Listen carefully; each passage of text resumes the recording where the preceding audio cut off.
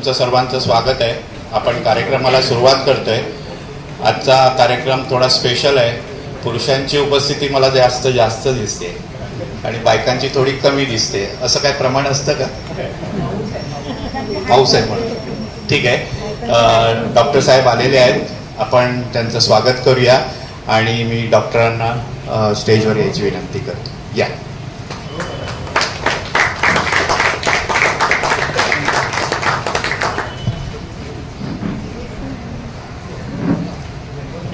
Doctor साहेब आपल्याच एरियातले आहेत, आपलेच आहेत. त्यांना पाहुणे म्हणणं थोडं चुकीचं आहे, पण आपल्याच एरियातले आहेत. तरी पण आपल्या प्रथेप्रमाणे आपण त्यांचं स्वागत करूया. मी राणेसाहेबांना विनंती करतो की त्यांनी पुष्पगुच्छ देऊन आणि शाल आणि श्रीफळ देऊन साहेबांचं स्वागत करावं.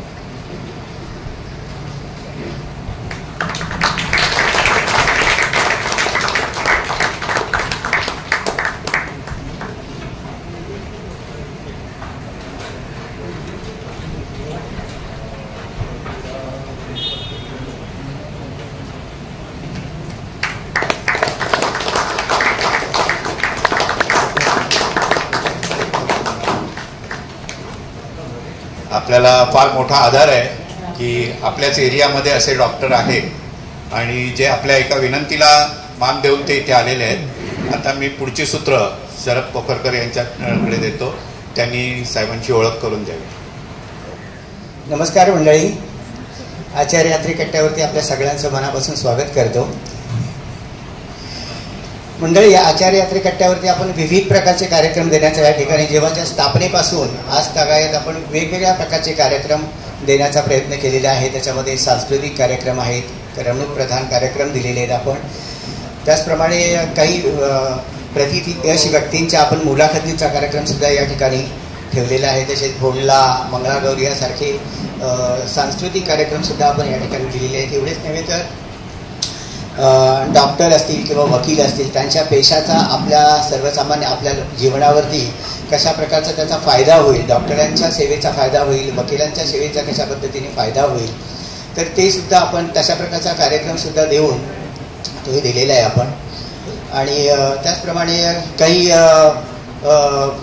अशाही प्रकारचे कार्यक्रम आपण दिलेले आहेत की वैमानिकांचे ते ज्या सेवेचा आपल्याला तशी फारशी माहिती नसते, तर वैमानिकांचं काम कशा पद्धतीने चालतं, त्यांचं कॅबिनमध्ये काय पद्धतीने कामं चालतं ते माहिती करून देण्यासाठी वैमानिकांच्या मुलाखतीचा कार्यक्रमसुद्धा आपण या ठिकाणी ठेवलेला आहे. आजचा आपला जो कार्यक्रम आहे हा डॉक्टरी सेवेशी निगडीतच आहे. आपण जे कार्यक्रमाला आमंत्रित केलेलं आहे डॉक्टर सुशील कुमार त्रिपाठी यांना आमंत्रित केलेलं आहे. ते प्रथितयश हृदयरोग तज्ज्ञ आहेत. हृदयरोग तज्ज्ञांच्या यादीमध्ये त्यांचं नाव अग्रक्रमाने घेतलं जातं या ठिकाणी. आपल्या अशोकनगरमध्येच गेली 12 वर्षे ते अरियंत एन्क्लेव माझी जी बिल्डिंग आहे ती, तर त्या बिल्डिंगमध्ये पहिल्या माळ्यावरती त्यांचं क्लिनिक आहे. ते कार्यक्रमाला थोडासा उशीर झालेला आहे आपल्याला. आता मी जास्त वेळ न दवडता डॉक्टर त्रिपाठीची ओळख तर मी दिलेलीच आहे करून. तर आता पुढची सूत्र मी डॉक्टरांकडे देतो. त्यांनी आता आपल्या कार्यक्रमाला सुरुवात करावी. थँक्यू.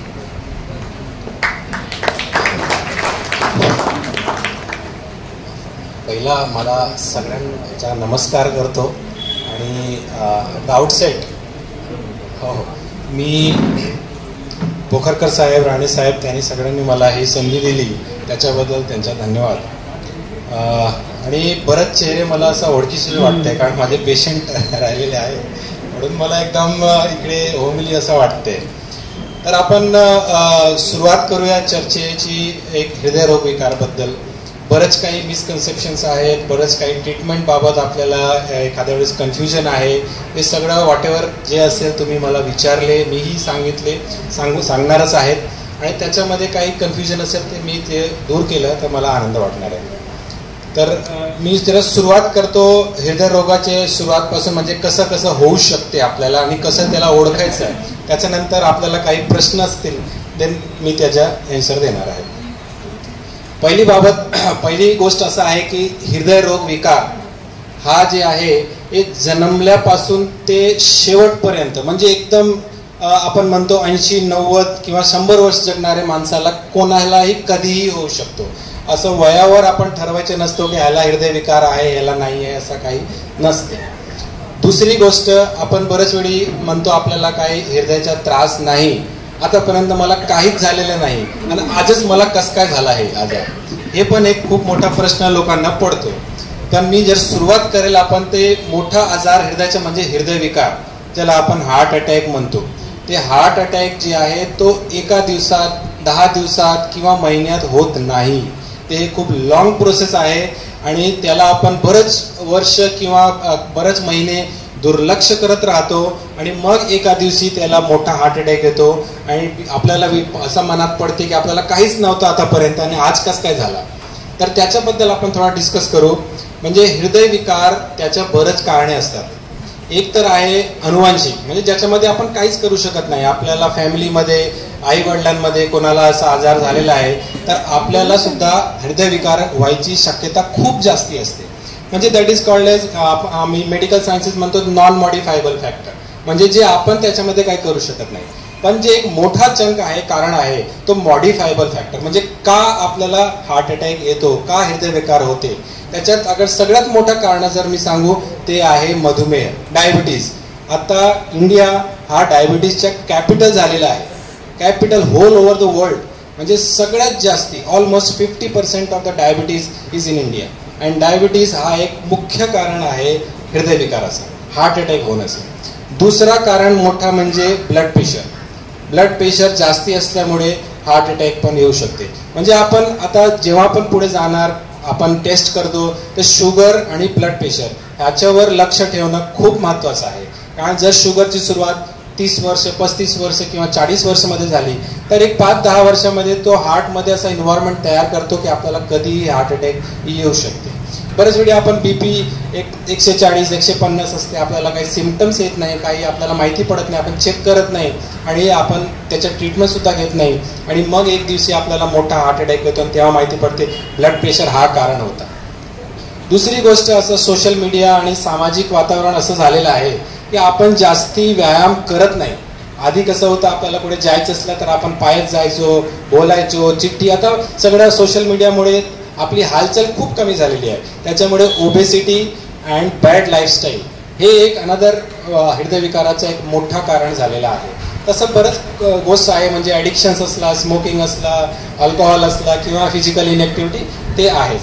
तर हे सगळं मोठे हृदयविकाराचे कारण आहे. म्हणजे आपल्याला कोणाला हार्ट अटॅक आला तर आपण विचार करतो हार्ट अटॅक का आला, तर ह्याच्यापैकी काहीतरी कारण असेल, त्याच्याबद्दल आपण विचार करायला पाहिजे.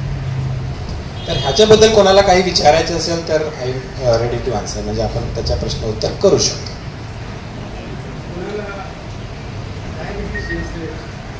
डायबिटीज नसेल, ब्लड प्रेशर नसेल आणि म्हणजे इतर काही प्रॉब्लेम नसेल, एक्सरसाइज करत असेल तरी पण त्याला हार्ट प्रॉब्लेम येऊ शकतो का? म्हणजे सगळ्यात पहिला मी सांगितलं आपल्याला नॉन मॉडिफायबल फॅक्टर, म्हणजे आपल्याला अनुवंशिक आहे. म्हणजे आई वडिलांना हार्ट अटॅक आलेला आहे. मेडिकल सायन्सेस आम्ही असं धरतो की समजा आई वडिलांना 60 वर्षाच्या वयामध्ये अटॅक आला तर आपण 50 वर्षापासूनच सावध राहायला पाहिजे. थोडा पण आपल्याला चेस्ट पेन झाला, काही असं नॉन स्पेसिफिक सिम्पटम आले, ताबडतोड आपण ECG करून डॉक्टरांची सल्ला घ्यायला पाहिजे. म्हणजे हे तर आहेच. म्हणजे अनुवांशिक आपण त्याच्यामध्ये जास्त काही करू शकत नाही, पण जे आपण करू शकतो, जे मी लिस्ट तुम्हाला सांगितली, त्याच्याबद्दल आपण नेहमी सावध राहायला पाहिजे. तुम्ही म्हणालात की वयाचा प्रश्न नसतो, पण हार्ट अटॅक शक्यतो हा 50च्या पुढच्या लोकांना येण्याची शक्यता जास्त असते.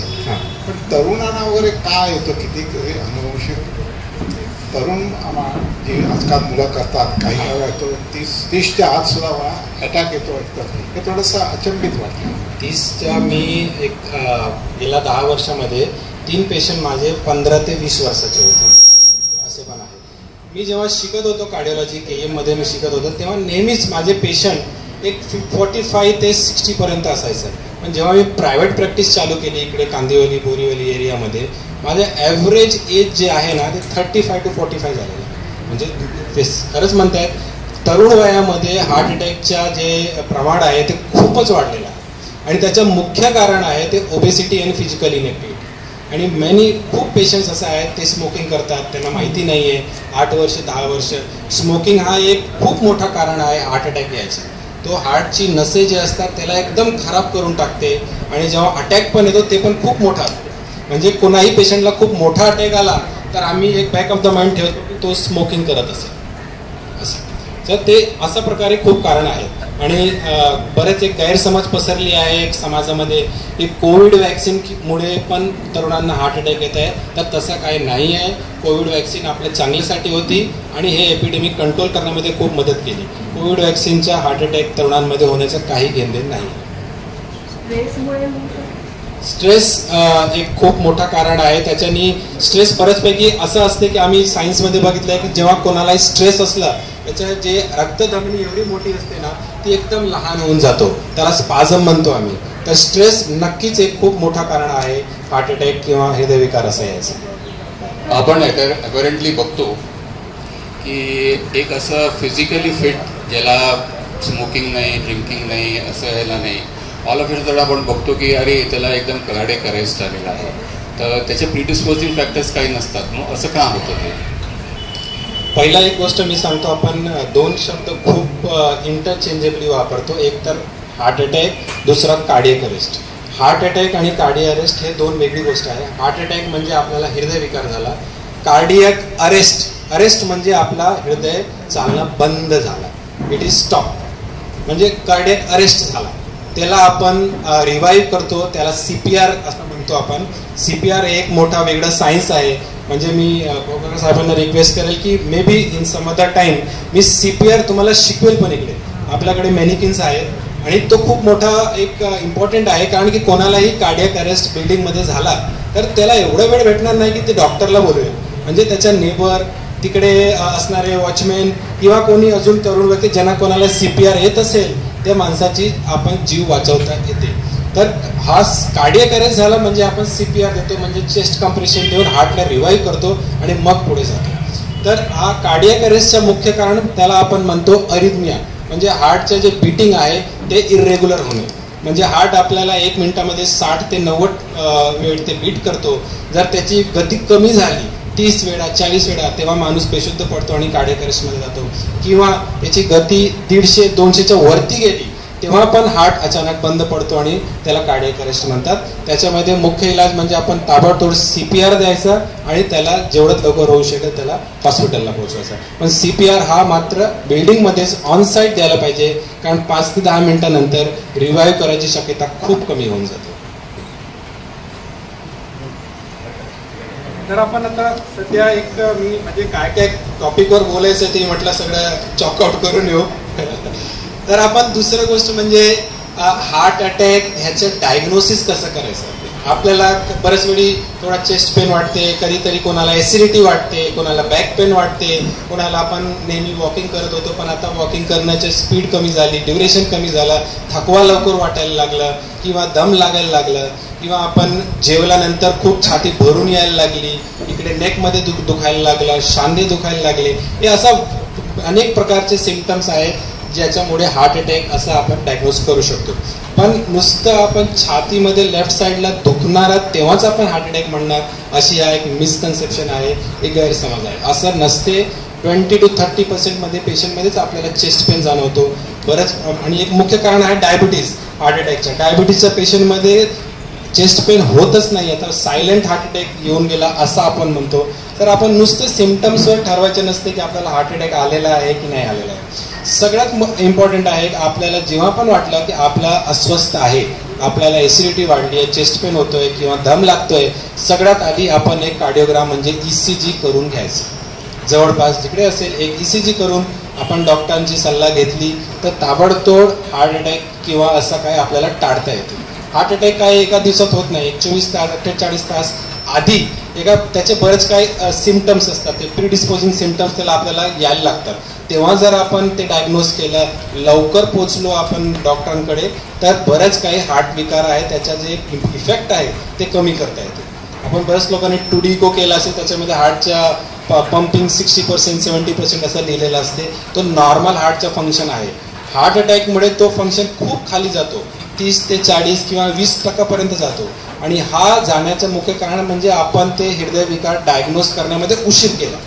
आपण डायग्नोसिस जी हार्ट अटॅकची ती उशिराने झाली. म्हणून हार्टचा बरंच पार्ट डॅमेज झाला. म्हणून माझा असा हे सल्ला आहे की जेव्हा पण तुम्हाला हार्ट अटॅकची शंका असेल ताबडतोब ECG करायचं, ताबडतोब डॉक्टरांची सल्ला घ्यायचा, म्हणजे आपण हार्टचं जे पंपिंग आहे त्याला खूप चांगला सांभाळता येतो. तर आपण डायग्नोसिसमध्ये एवढंच आहे. बाकी आपण डॉक्टरांकडे गेले तर ते 2D इको, स्ट्रेस टेस्ट, आणि त्यांना जर वाटला की ब्लॉकेजची शक्यता आहे तर ते एन्जिओग्राफी करून, हा एक त्याचं मुख्य डायग्नोसिस आहे ज्याच्यामध्ये रक्तधमनीमध्ये कुठे किती % ब्लॉकेज आहे ते आपल्याला माहिती पडते, आणि त्याच्यानंतर आपण त्याचा इलाज सुद्धा करू शकतो. किंवा एन्जिओप्लास्टी म्हणजे त्याला स्टेंट बसवणं, नाहीतर जास्ती प्रमाणात ब्लॉकेज असलं तर त्यांना बायपास सर्जरी करायची गरज पडते. याच्याबद्दल कोणाला काही शंका असेल तर मी आपण सांगू शकतो. एक करोनरी एन्जिओग्राफी आणि दुसरी आहे CT एन्जिओग्राफी. तर CT angiography is non invasive. तर when CT angiography is available, why does one go for standard coronary angiography, which is transcatheter invasive procedure? तर is it because एन्जिओग्राफी केल्यानंतर लगेच angioplasty करता येते म्हणून की coronary angiography reveals more than what CT angiography does? CT angiography हा एक diagnostic taste आहे. म्हणजे जेव्हा कार्डिओलॉजी आपण शिकायला गेलो तेव्हा आपण नुसतं ECGवर डायग्नोज करायचं की बाबा यांना ब्लॉकेज आहे, एन्जिओग्राफी करायचं. पण आपण मेडिकल भाषेमध्ये कोणताही टेस्ट केलं तर तो टेस्ट करेक्ट आहे, म्हणजे करेक्ट गोष्ट सांगणार आहे. ह्याची शक्यता काय, तर आपण ECGमध्ये हार्ट अटॅक बघायला गेलो तर त्याची शक्यता 50% आहे. म्हणजे 50% of the time ECG is right, but 50% of the time ECG is wrong. म्हणून आपण दुसरा टेस्ट निजात केला म्हणजे 2D इको. तर 2D इको किती % चांगला रिझल्ट देणार, तो 70%. आणि त्याच्यानंतर आपण स्ट्रेस टेस्ट केला म्हणजे तो 70 to 80% of the time correct असणार आहे. आणि शेवटचा आला म्हणजे CT एन्जिओग्राफी. CT एन्जिओग्राफी तो 90% पेशंटमध्ये खरंच सांगणार आहे, म्हणजे तो 90% पेशंटमध्ये इट विल बी राईट. पण आपण CT एन्जिओग्राफीमध्ये चुकतो कुठे. CT एन्जिओग्राफी जर माझ्याकडे कोणी पेशंट आला, त्याला चेस्ट पेन होते, ECGमध्ये चेंजेस आहे आणि मला माहिती आहे त्याला ब्लॉकेज आहे, तर त्या पेशंटमध्ये CT एन्जिओग्राफी करणं हा चुकीचं आहे. CT angiography is to be done in healthy patients, म्हणजे ज्यांना ब्लॉकेज यायची शक्यता खूप कमी आहे त्यांना आपण एन्जिओग्राफी करतो. त्याचं मुख्य कारण असं आहे की CT एन्जिओग्राफीमध्ये जर आपल्याला ब्लॉकेज सापडला तरीही CT एन्जिओग्राफीमध्ये जे त्यांनी % सांगितले आहे तो खरं नसतो. त्यांनी 70% सांगितलं तर आपण जेव्हा खरं एन्जिओग्राफी करू त्याच्यामध्ये 30% पण येऊ शकते, 90% पण येऊ शकते. म्हणजे CT एन्जिओग्राफीमध्ये एकदा आपल्याला ब्लॉकेज सापडला तर आपल्याला एन्जिओग्राफी करावंच लागेल. आणि CT एन्जिओग्राफीमध्ये आपण डाय देतो आणि तोच डाय आपण एन्जिओग्राफीमध्ये पण देतो. आणि हा डाय जे आहे ते आपल्या किडनीसाठी खूप हानिकारक असतात. म्हणजे आपला ध्येय असं असतो की ते डायचा वापर कमीचे कमी करू आपण. तर जर आपण CT एन्जिओग्राफी केला त्याच्यामध्ये एकदा डाय गेला आणि प्रॉपर एन्जिओग्राफी केली तर दुसऱ्यांदा डाय गेला. आणि दुसरा इम्पॉर्टंट असं आहे की CT म्हणजे ते रेडिएशन असतो, एक्सरेज असतो. आपला एन्जिओग्राफी आहे ते पण एक्सरे असतो. एक्सरेमुळे कॅन्सरची भीती असते. तर आपण 2दा CT एन्जिओग्राफी केली तर आपल्याला कॅन्सरची भीती पण वाढते. म्हणजे डॉक्टरांच्या सल्ल्याशिवाय जर CT एन्जिओग्राफी केली हा एक चुकीचा प्रकार आहे. आपण डॉक्टरांची सल्ला घ्यायला पाहिजे. डॉक्टरांनी सांगितलं की तुम्हाला ब्लॉकेज यायची शक्यता कमी आहे तर मग CT angiography is a best choice. पण आपल्याला हार्टच्या ब्लॉकेज याची शक्यता जास्ती आहे तर आपण CT एन्जिओग्राफी न करता डायरेक्ट एन्जिओग्राफी करून पुढे आपण जायला पाहिजे. तुम्ही म्हणालात की आता गॅस वगैरे होतो सर्वसाधारण वयस्कर लोकांना आफ्टर रिटायरमेंट हालचाल वगैरे कमी असते किंवा त्यामुळे गॅस होतो आणि मग पाठीत वगैरे भरतं, कसं वगैरे दुखायला लागतं. तर याच्याकडे किती दुर्लक्ष करता येतं. अरे पुष्कळ वेळा दुर्लक्ष केला जातो आणि कदाचित नंतर त्याच्यातून हार्ट अटॅकसारखे परिणाम होऊ शकतात का. पण इमिजिएट इफेक्ट त्याच्यासाठी इमिजिएट ट्रीटमेंट त्याला काय द्यावी लागेल. हे खूप छान प्रश्न आहे. कारण की तरुण लोकांमध्ये खासकर आणि तुम्ही वयस्कर पण म्हणाले आपण ॲसिडिटी, गॅस ह्याला खूपच दुर्लक्ष करतो. आणि तो एक मुख्य कारण आहे हार्ट अटॅकच्या पेशंटला कार्डिओलॉजिस्ट किंवा कोणाही डॉक्टरांकडे न जायचं. ते आपण स्वतःच आपण काही पॅन्डी वगैरे असं घेत राहतो, कमी होईल.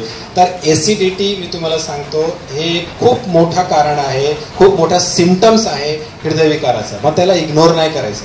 आपल्याला नेहमीच वर्षांपासून ॲसिडिटी होत राहिली, आपण काही दिवस गोळी नाही घेतली, आपल्याला वाढली, ते एखाद्या वेळेस ॲसिडिटीच असेल. पण आपण कधीही ॲसिडिटी नव्हती, आपण आजच खूप जडजड व्हायला लागला, चेस्ट पेन होत नाहीये, तरीही आपण नुसतं ॲसिडिटीची गोळी घेत बसलो घरी, हा एक चुकीचा प्रकार आहे.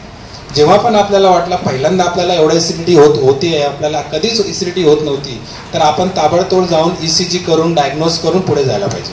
म्हणजे ॲसिडिटी जर परसिस्ट राहिली किंवा वाढली किंवा पहिल्यांदा यायला लागली तर आपण लगेच ECG करून ते हार्टच्या सिम्पटम्स आहे का ते क्लिअर करायला पाहिजे. तुम्ही सिम्पटम्स जे सांगितले त्यात काही पेशंटना घाम येतो खूप, बाकी पेनिंग वगैरे असं काहीच नाही, पण is it related to heart attack? घाम येणे हे 100% हार्ट अटॅकचे सिम्पटम्स आहेत. इव्हन चेस्ट पेन नसला तरी जेव्हा पण पेशंटला खूप घाम आला म्हणजे तो ऑलमोस्ट 100% त्याला हार्ट अटॅक आलेला आहे, आपण असं क्लिनिकली समजतो. आणि सेकंड क्वेश्चन, एका पेशंटला ॲसिडिटी होती, म्हणजे त्याला त्रास जाणवत होता आणि रात्री झोपल्यावर त्याला श्वास घ्यायला खूप त्रास व्हायला लागला. त्याला त्याच्या मिसेसला वाटलं आहे बहुतेक हार्ट अटॅकशी रिलेटेड आहे, म्हणून अर्ली इन द मॉर्निंग त्याला डॉक्टरकडे घेऊन जावं म्हणून, कारण मीच त्या पेशंटबरोबर गेलेलो. प्रत्यक्षात तिथे गेल्यानंतर त्याने ECG काढला इमिजिएट आणि काय ब्लड टेस्ट कुठेतरी करायचं, आय डोंट नो द कुठली एक्झॅक्ट टेस्ट, आणि मला वाटतं 1-1.5 तासाने सांगितलं इट्स ओके, काय अटॅक वगैरे काय नाही, तर ताबडतोब डिस्चार्ज केलं. तर असे सिम्पटम्ससुद्धा हार्ट अटॅकशी रिलेटेड आहेत का? कधी आपण हार्ट अटॅक येतो तर मी तुम्हाला सांगितलं हार्टच्या पंपिंग कमी होतो.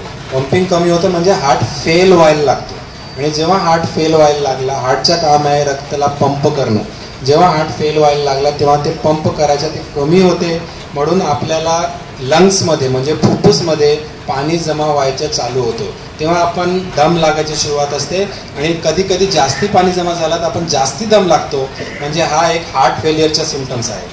दुसरी गोष्ट, आपण कधी पण आमच्याकडे पेशंट आला आणि चेस्ट पेनमुळे आला आणि आपण एक ECG केली, ते नॉर्मल आहे, तरीही आम्ही मेडिकल भाषेत बघितलं आहे की 40 to 50% पेशंटमध्ये ECG नॉर्मल असते, म्हणून आम्ही नुसतं ECGवर त्यांना हे करत नाही, आम्ही ॲडवाईस करतो एक 12 तासानंतर एकदा परत या, आपण एक रिपीट ECG करू. रिपीट ECG करायचा उद्देश असा आहे की पहिल्या ECGमध्ये आणि सेकंड ECGमध्ये किती फरक आलेला आहे, त्याच्याने आपल्याला काय ब्लॉकेज आहे का, काही ब्लॉकेज किंवा जास्ती प्रमाणात ब्लॉकेज होऊ शकतो का हे आपल्याला लक्षात येतो, आणि मग आपण पुढे डायग्नोज करू शकतो.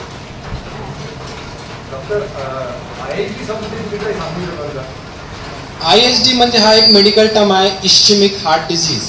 इश्चेमिक हार्ट डिझीज म्हणजे आपल्याला हार्टमध्ये ब्लॉकेजमुळे होणारे सगळे विकार, त्यांना आपण एक ग्रुप ठेवलेला आहे इश्चेमिक हार्ट डिझीज. मी पहिल्यांदाच सांगितलं की आपल्याला हार्ट अटॅकच्या 2 प्रकार असते, नॉन मॉडिफायबल आणि मॉडिफायबल. नॉन मॉडिफायबल म्हणजे अनुवांशिक, त्याच्यामध्ये आपल्या जेनेटिक आहे म्हणजे आपल्याला रिस्क आहे, त्याच्यात आपण काय नाही करू शकत, पण we should be more vigilant. आपण खूप सावध राहायला पाहिजे की आपल्याला हार्ट अटॅकची भीती जास्ती आहे, तर आपण कोणताही इव्हन नॉन स्पेसिफिक सिम्पटम असला तरी आपण त्याला जरा इव्हॅल्युएट करूनच जायला पाहिजे. मला परत एकदा प्रश्न विचारतो, एखाद्याला घाम आला की हार्ट अटॅक येऊन गेला असं म्हणतात, पुष्कळ डॉक्टर म्हणतात की तुम्हाला हार्ट अटॅक येऊन गेलाय, येऊन गेला मग त्यावेळी तरी तो माणूस जगतो तर त्याचा हे कसं काय, ही प्रक्रिया काय आहे? आपल्याला हार्ट अटॅक म्हणजे काय? हार्ट अटॅक म्हणजे आपल्याला हार्टमध्ये 3 रक्तधमनी असतात, ते रक्तधमनी हार्टला रक्त पुरवठा करतात, त्याच्यामुळे हार्ट पंप करत राहते. हार्ट अटॅक म्हणजे त्या धमनींना 100% ब्लॉक, म्हणजे रक्ताला पुरवठा हृदयाला कमी झाला, तर तो म्हणजे एका समजा पाईपने आपण पाणी टाकतोय, तर जिकडे पाणी टाकतोय तिकडेच पाणी जाणार आहे, तर जिकडे पाणी देणं बंद झालं तर तिकडचे झाडं सुकतात, तसं तो पार्ट हार्टच्या डेड होऊन जातो, आणि मग त्या माणसाचा जर आम्ही ECG केली त्याच्यामध्ये आम्हाला तो डेड पार्ट दिसतो, म्हणून आम्ही म्हणतो की हार्ट अटॅक येऊन गेलेला आहे, म्हणजे तेवढा पार्ट हार्टच्या डेड झालेला आहे. कारण हार्टला एकदा ब्लड सप्लाय आपण बंद केली तर तो 6 ते 8 तास नंतर त्याच्यानंतर पुढे सर्वाईव्ह करू शकत नाही, तर तेवढा पार्ट हार्टच्या डेड होऊन जातो. म्हणजे आपण एक झाडाला आपण पाणी टाकायचं बंद केलं तर तो सुकून जाईल, तसंच तो तेवढा पार्ट खराब होऊन जातो, म्हणून आपल्याला हार्टचं पंपिंग कमी होत जातं. नमस्कार, माझा प्रश्न असा आहे की काही माणसं सडपातळ असतात आणि काही खूप जाडी असतात, तर त्याच्यामध्ये असं आहे का की सडपातळ माणूस हा is free from the risk of heart attack? नाही, असा एक गैरसमज आहे. इनफॅक्ट तुम्ही जेव्हा बघितलं असेल डायबिटीसचे पेशंट हे बरेच वेळी ते खूप बारीक असतात, कारण त्यांच्या बारीक होण्याचं कारणच डायबिटीज आहे. तर आपण ही खूप गैरसमज आहे. ब्लॉकेज हे जे आहे हे रक्तधमनीमध्ये किती प्रमाणात कोलेस्ट्रॉल जमा झालेला आहे, तर त्यांच्या बॉडीमध्ये फॅट होणं आणि रक्तधमनीमध्ये फॅट होणं ही दोन वेगळी गोष्ट आहे. ते जर काही ते म्हणजे ते थिन असेल, त्यांच्या बॉडी फॅट कमी असेल, तरीही तो फॅट रक्तधमनीमध्ये जर जास्ती असेल तर त्यांना हार्ट अटॅकची व्हायची शक्यता जास्तीच असते. या कंडिशनमधनं गेलो आहे. तर मला 2020 ऑगस्टला माझी एन्जिओप्लास्टी झाली. तर सकाळी मला वाटलं काय दुखतंय, आता ड्रायव्हिंग करून गेलो Santacruz to Fort, meeting attend केली, नंतर आलो गेला. तर हे माझं झालं. आता स्पेसिफिक लोकांच्या नॉलेजला हार्ट अटॅक येतो म्हणजे तेव्हा मी काय करायचो, माझा भाऊ स्वतः डॉक्टर आहे, त्याच्यामुळे तो म्हणाला आता 40 वर्ष झाले, 40-50 वर्षाच्या आसपास, I should start taking blood thinning pills. तर मी 75 mgची इकोस्प्रिन घेत होतो. म्हणून I did not go into heart, I went into what he says is an angina condition. You can elaborate on that पुढे. तर ते आणि त्यांनी माझं टाकलं, एक स्टेंट टाकला, लीलावतीमध्ये झालं ऑपरेशन. आता एन्जिओप्लास्टीमध्ये पण लोक करतात इकडे तिकडे, छोट्या हॉस्पिटलमध्ये, मोठ्या हॉस्पिटलमध्ये. त्याला सगळ्यांनी खूप काळजी घ्यायला पाहिजे. त्याचं असं आहे की ते जेव्हा स्टेंट टाकतात, स्टेंट तुमचा 8 मिलीमीटर लांब, 10 मिलीमीटर लांब, 12 मीटर लांब, 0.6 वगैरे या डायमेन्शनचा असतो. काय होतं, छोट्या हॉस्पिटलमध्ये सगळ्या साईजचे स्टेंट नसतात, मग ते स्टेंटची कॉम्प्रोमाइज करतात. मला बरेच वेळा ऐकलं असेल लोकांनी की माझी एन्जिओप्लास्टी झाली आणि मला परत करावी लागली. तर म्हणून चांगल्या हॉस्पिटल जा, त्यांच्याकडे सगळ्या साईजचे स्टेंट असतात. हे ऑपरेशन जे केलं ते प्रकाश संस्कृतीने केलं, तो मला अगदी लहानपणचा अगदी लंगोटी आला असा त्यांनी सगळं मला एक्सप्लेन केलं करताना स्क्रीनवरती. तरी लक्षात ठेवा स्टेंटची साईज. आणि जेव्हा तुमची एन्जिओप्लास्टी होते तेव्हा स्टँड बाय म्हणून ॲक्च्युअल बायपासचा सर्जन उभा असतो, करेक्ट? हां, तर ते असतोच तो खर्च. तर हे आणि मग गोळ्या त्यांनी मला बऱ्याच दिल्या, हे केल्या. त्याच्यामध्ये मला इकोस्प्रिनबद्दल बोलायचं आहे खास. आपल्याकडे इथे जी इकोस्प्रिन मिळते ती आपली पोटात डिझॉल्व होणारी मिळते. मी बायर्सची USA वरनं एनर्टेक कोटेड इकोस्प्रिन आणतो, which dissolve in your intestine, it is more effective. हे लोकांच्या लक्षात किती येतं माहिती. बऱ्याच लोकांना मी सांगितलं इथे की एनर्टेक कोटेड इकोस्प्रिन घ्या, म्हणजे ती पोटात नाही लंगमध्ये इंटेस्टाईन डिझॉल्व होईल, तर त्याचा ॲक्च्युअल इफेक्ट चांगला असतो. आता मला सांगितलं ऑपरेशन नंतर 150 mg घ्यायची. आता 150 mg बाहेर बनवत नाही, ते 81 mgच्या 2 घेतो, एक सकाळी एक संध्याकाळी. आणि हार्टचं ऑपरेशनमध्ये पण एक युनिक आहे की तुमचं नॉर्मल याच्यामध्ये तुम्ही म्हणाल ते बरोबर आहे की टेस्टिंग करून घ्या. आता माझा मुलगा USA ला जाणार होता, त्याचं सगळं आम्ही टेस्टिंग केलं, निघाला की त्याचा heart is by birth only slightly shifted. म्हणजे त्याची कंडिशन तुम्ही स्कॅरामांगा नाव ऐकलं असेल, man with the golden gun of James bond. He had a third nipple because he was shot on the heart but he steel survive, कारण त्याचं heart shift झालेलं असतं. हे लोकांच्या लक्षात यायला पाहिजे. Coming back to one initial statement which you made, sorry मी थोडं इंग्लिश बोलतो, पण त्याच्यामध्येच म्हणाला की कोविड वॅक्सिनेशनवर तुम्ही काही सांगू शकत नाही. आता ह्याच्यावरती तुम्हाला बाळ सामंत सगळ्यांना माहिती असेल, कन्नंबारचा PA, त्याचा मुलगा विजय सामंत, तो USA मध्ये माझ्या बरोबरीचा आहे, आमच्या शेजारी राहायचो, अगदी 2 घरं सोडून खारला. तो USAच्या इमर्कचा COO होता, आता रिटायर झाला. पण त्यांनी CNN वरती इंटरव्ह्यू दिला. त्यांनी म्हटलं वॅक्सिन जेव्हाही बनतं तेव्हा कमीत कमी 4 ते 5 वर्ष टेस्टिंगला लागतात. There will be some side effects. तर तुम्ही जे म्हणतात की नाही, you can't blame the Covid vaccine for heart attack, but you can't rule it out also.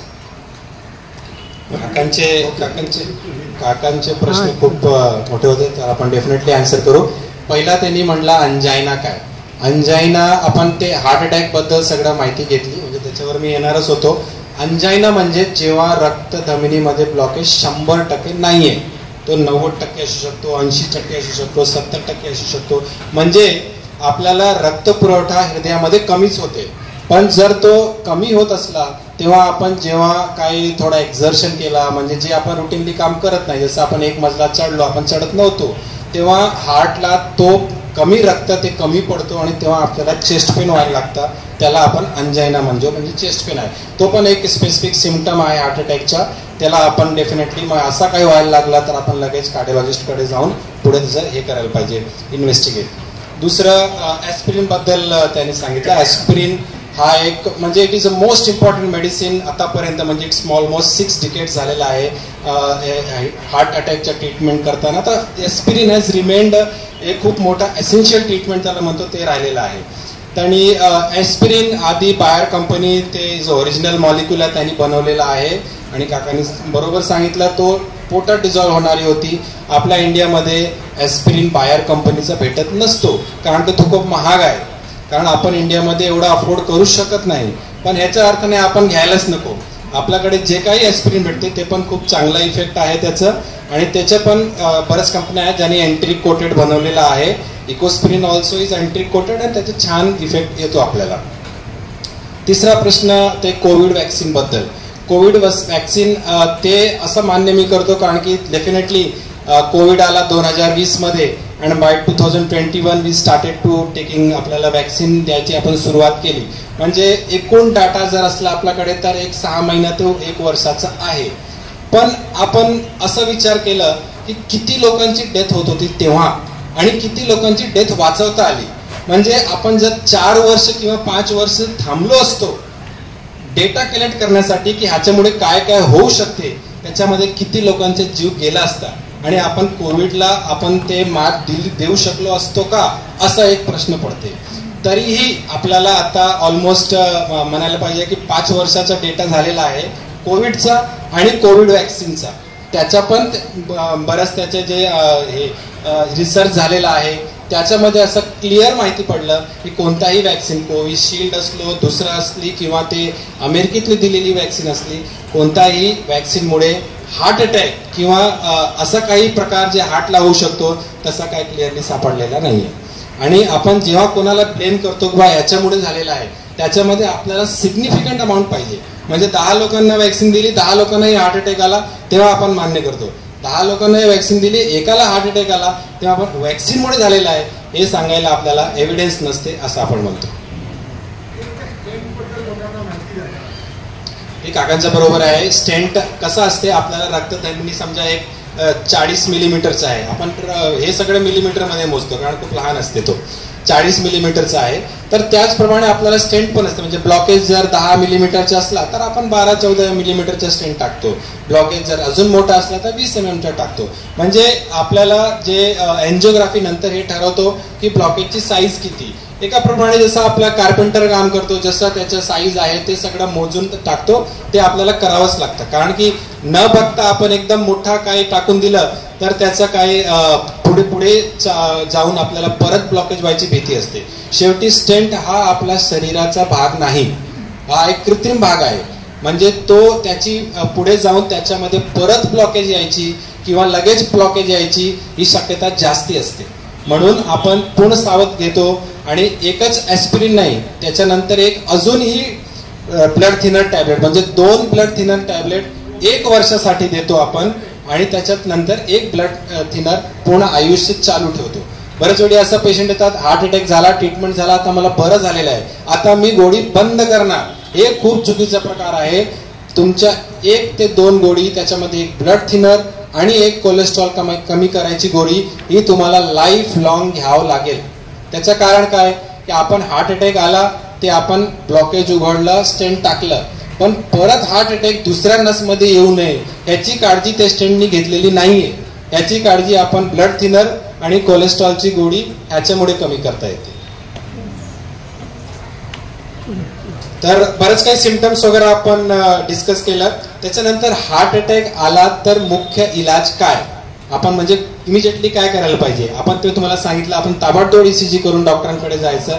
कार्डिओलॉजिस्टकडे तुम्ही गेले, जसं काकांनी सांगितलं, आपण हॉस्पिटलमध्ये पोहोचलो, त्याच्यामध्ये गेल्यानंतर काय काय ऑप्शन्स आहेत कार्डिओलॉजिस्टकडे. आता हा जे आहे ते एक ॲडव्हान्स स्टेज सायन्सची आलेली आहे, ज्याच्यामध्ये आपण ताबडतोब एन्जिओप्लास्टी करतो. पण हे 1-20 वर्षापूर्वी नव्हतं. इन्फ्रास्ट्रक्चर आपल्याकडे नव्हतं, डॉक्टर्स असे तज्ज्ञ नव्हते, किंवा पेशंट लोक त्या विंडो पिरियडमध्ये तिकडे पोहोचू शकत नव्हते. तेव्हा एक ब्लड थिनर इंजेक्शन, त्याला आपण फिब्रिनोलिसिस म्हणतो, तो इंजेक्शन होता. तर तो हा एक मुख्य इलाज आहे. आणि अनफॉर्च्युनेटली हाच इलाज गावाला किंवा जिकडे रिमोट एरिया, जिकडे कॅथलॅब नाहीये, जिकडे मोठं हॉस्पिटल नाहीये, आज सुद्धा तोच इंजेक्शन लाखो लोकांची जीव वाचवत आहे. तो मुख्य इलाज तो पण आहे, एक इंजेक्शन देतो. जर पेशंट सिटीमध्ये आहे, तिकडे मोठे हॉस्पिटल्स आहे, कॅथलॅब आहे, कार्डिओलॉजिस्ट अवेलेबल आहे, तर आपण कॅथलॅबमध्ये जाऊन ते ब्लॉकेज काढतो आणि त्याला स्टेंट बसवतो. त्याला एन्जिओप्लास्टी म्हणतात. आणि जर पेशंटच्या 3 रक्तधमनीमध्ये तिन्हीमध्ये ब्लॉकेज आहे आणि खूप जास्ती प्रमाणात आहे, म्हणजे स्टेंट टाकायच्या पुढे गेलेला आहे, तेव्हा आपण पेशंटच्या बायपास सर्जरी ॲडवाईस करतो. बायपास सर्जरी म्हणजे काय? बायपास सर्जरीमध्ये आपण हाताची, पायाची किंवा छातीत आतमध्ये असलेली जे हेल्दी नस आहे ते काढतो आणि ते नसच्या जागेला ते बायपास करून रक्त पुरवठा हार्टला प्रोव्हाइड करतो. त्याला कोरोनरी आर्टरी बायपास सर्जरी म्हणजे CABG असं म्हणलं जाते. तर हे 3 प्रकारचे ट्रीटमेंट आहे आणि ज्याच्या जे काही पेशंटला सुटेबल असेल ते कार्डिओलॉजिस्ट डिसाईड करून त्यांना देतात. ट्रीटमेंटबद्दल कोणाला काही विचारायचं असेल तर आपण पुढे सांगू शकतो. एन्जिओप्लास्टी करून सगळं भागणारं नाही आहे का? Bypass is necessary. जसं मी सांगितलं, हे सगळं सायन्स आपण 1-2 वर्षामध्ये करत नाही. आपण ते जे काही आपण करत आलेलो आहोत, समजा 20 वर्ष 30 वर्ष, त्याचे आपण रिअनालाइज करतो. ते आम्ही सगळं पेशंटमध्ये स्टेंट टाकलं तर त्यांना काय झालं 5 वर्षानंतर ते आपण परत बघतो. तर त्याच्यामध्ये असं सापडलं की ज्या पेशंटला 2 ते 3 किंवा 4 ब्लॉकेज होते, आपण 4-4, 5-5 स्टेंट टाकलं, त्यांना 1, 2, 3 वर्षामध्ये परत ब्लॉकेज झाला. जेव्हा अशा प्रकारचे पेशंट जास्त व्हायला लागले तेव्हा आपण सगळं ते कार्डिओलॉजिस्टने त्यांच्याप्रमाणे, त्यांच्या सायन्सप्रमाणे असं डिवाइड केला की बाबा हा पेशंट जे आहेत त्यांना जास्ती स्टेंट टाकला तर परत ब्लॉकेज यायची भीती जास्ती असणार आहे, मग हे पेशंटला बायपास केलेलं बरं. तर हे एक प्रकारचं सायन्स आहे. म्हणजे ते एकदम डिटेलमध्ये मी मेडिकल भाषेत सांगू शकत नाही, पण आपण ते ब्लॉकेज जेवढं असेल त्याला बघून त्यांना एन्जिओप्लास्टी सुटेबल आहे की बायपास सुटेबल आहे हे ठरवतो.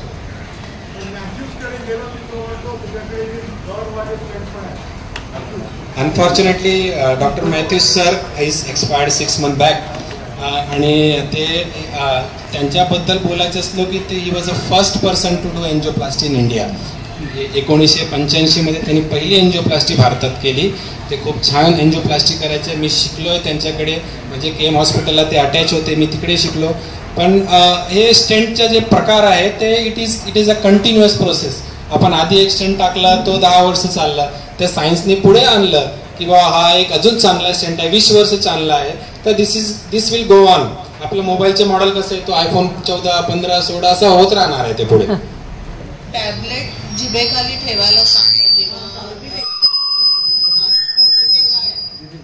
सॉर्बिट्रेट हा एक टॅबलेट आहे ज्याच्याने आपल्या रक्तधमनी जी आहे त्याची साईज इमिजिएटली वाढतो.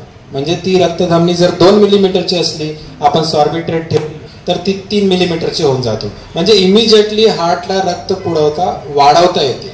पण हे सगळं इमिजिएट रिलीफ आहे. म्हणजे तुम्हाला जेव्हा हार्टचा प्रॉब्लेम आहे हे माहिती आहे, तर तुम्हाला कधी पण चेस्ट पेन झाला, असा काही झाला, तर आपण ती जिभेखाली गोळी ठेवून ते रक्तधमनीचे साईज वाढवून आपण ते सिम्पटम्स कमी करता येते. पण हा सॉर्बिट्रेटचे वापरणं म्हणजे आपल्याला सिग्निफिकंट हार्ट प्रॉब्लेम आहे, that is a indicator. So we just cannot keep on की आपण सॉर्बिट्रेट ठेवला आणि चेस्ट पेन गेला हेच करत राहिलो. आपल्याला कार्डिओलॉजिस्टकडे जायचं आहे, ते का झालेलं आहे ते बघायचं आहे आणि त्याच्या पुढे जायचं आहे. म्हणजे थोडक्यात सांगितलं की आपल्याला ताप आला तर आपण एक क्रोसिनची गोळी घेतो, पण आपण रोज असंच नाही करत राहणार आहे. आपल्याला ताप का येतोय त्याच्याबद्दल माहिती काढणार आहे. तर सॉर्बिट्रेट हा एक इमिजिएट रिलीफ आहे, पण तो आपण रक्तधमनीमध्ये ब्लॉकेज कुठे आहे, काय आहे हे बघण्यासाठी आपल्याला पुढे जावं लागेल. माझा असा प्रश्न आहे, जे पेशंट म्हणतात माझा बायपास झालाय, आता मी काही खाऊ शकतो, की त्यांना डाएट करायचंच असतं की काही खाल्लं तरी चालतं की परत ब्लॉकेज येणार नाही? हे बघा, देवाने आपल्याला 3 नस दिलेला असतो, तिन्ही मध्ये ब्लॉकेज झाला म्हणून बायपास झाली. आणि आता जे नस लावलेली आहे ते आम्ही लावलंय, म्हणजे मानवाने लावलेली आहे ते, त्याच्यामध्ये ब्लॉकेज येणार नाही का? त्याच्यामध्ये पण ब्लॉकेज येणारच. जर आपलं कारण आहे डायबिटीज, जर आपलं कारण आहे इनएक्टिव्हिटी, आपण काही एक्सरसाइज करत नाही, परिश्रम करत नाही, जे कारण आहे ओबेसिटी, ते कारण जर आपण बदलले नाही तर परत जे नवीन नस बसवली आहे बायपास मध्ये त्याच्यामध्ये पण ब्लॉकेज येणार. डॉक्टर, तुम्ही आता हार्ट अरेस्ट बद्दल शब्द वापरले, त्याच्याबद्दलची जरा जास्त माहिती सांगा की कधी हार्टबीट्स कमी होतात, बीपी कसं कमी व्हायला लागतं, आणि घरातल्या व्यक्तींनी जर असा एखादा पेशंट असेल, त्यांना काही माहिती नाही, सगळ्यांनाच वैद्यकीय माहिती नसते, अशा वेळेला काय करायला पाहिजे? कधी कधी चक्कर येते त्या व्यक्तीला, नॉर्मल नसतं, तर तुम्ही जरा हार्ट अरेस्टवरती जरा जास्त प्रमाणात बोला, कारण हार्ट अटॅक बद्दल तर लोकांना भरपूर माहिती, बरोबर, तर ह्याबद्दल बोलाल तर फार बरं होतं. कार्डियक अरेस्ट आपण बऱ्याच वेळी आपण एअरपोर्टला जे कोणी गेला असेल किंवा आपण रेल्वे स्टेशनवर जातो तिकडे एक डिफिब्रिलेटर ठेवलेलं असते. आपण बघितलेलं आहेत का? डिफिब्रिलेटर म्हणतात त्याला. आपण नुसतं बघतो आणि पुढे जातो. तोच एक आहे ज्याच्यामुळे heart arrest, cardiac arrest diagnose करून इमिजिएट ट्रीटमेंट आपण करू शकतो. कार्डियक अरेस्ट म्हणजे काय? जे हार्टची गती आहे तो एकदम कमी होऊन जाणं किंवा खूप जास्ती वाढणं, एवढं जास्ती वाढणं की हार्ट आपला सस्टेन करू शकत नाही आणि तो इमिजिएटली अरेस्ट म्हणजे थांबून जातो आणि माणूस लगेच बेशुद्ध पडून जातो. अरेस्ट असलेला माणूस कधीही डोळे उघडणार नाही, बिकॉज हार्ट जे आहे तोच जीवन आहे आणि तो बंद झालेला आहे, तो जिवंत राहणार नाही. तर आपल्याला कार्डियक अरेस्ट जेव्हा झाला तेव्हा सगळ्यात मुख्य इलाज म्हणजे चेस्ट कंप्रेशन, म्हणजे बाहेरून आपण हार्टला पंपिंग करणार असं समजून की पुढे 2-3 मिनिटं जर आपण पेशंटचं हार्ट कंप्रेस करत राहिलो तर कदाचित ते रिवाईव्ह होऊन जाईल. म्हणजे कदाचित त्याच्या कसं ट्यूबलाईट लुप करतो अचानक चालू होतो, एखाद्या वेळेस चालू होऊन जाईल, म्हणजे त्या पेशंटची जीव वाचवता येते. डॉक्टर असले ते आपले ट्रीटमेंट करणारच, पण डॉक्टर यायच्या आधी आपण असं चेस्ट कंप्रेशन CPR हे एक सायन्स आहे, त्याच्याने वाचवता येते. आणि त्याच्यात एक मुख्य पार्ट आहे डिफिब्रिलेटर. डिफिब्रिलेटर म्हणजे शॉक देणारी मशीन आहे. प्रत्येक कार्डियक अरेस्ट पेशंट ज्यांच्या हार्टची गती 150-200 झालेली आहे ते विदाऊट शॉक देऊन ते थांबू शकत नाही.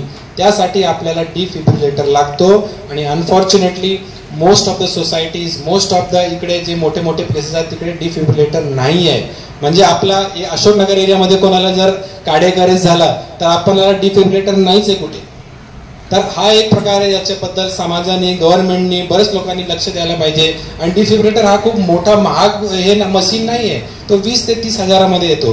कोणतीही सोसायटी अफोर्ड करू शकते, कोणतीही सोसायटी ठेवू शकते.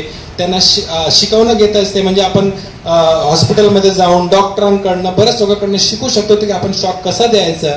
आणि तो मशीन लाईफ लॉंग आहे, it is there in your society, you can keep it. Anybody कोणाला कार्डियक अरेस्ट झाला तर लगेच त्याला शॉक देऊन रिवाईव्ह करता येतो.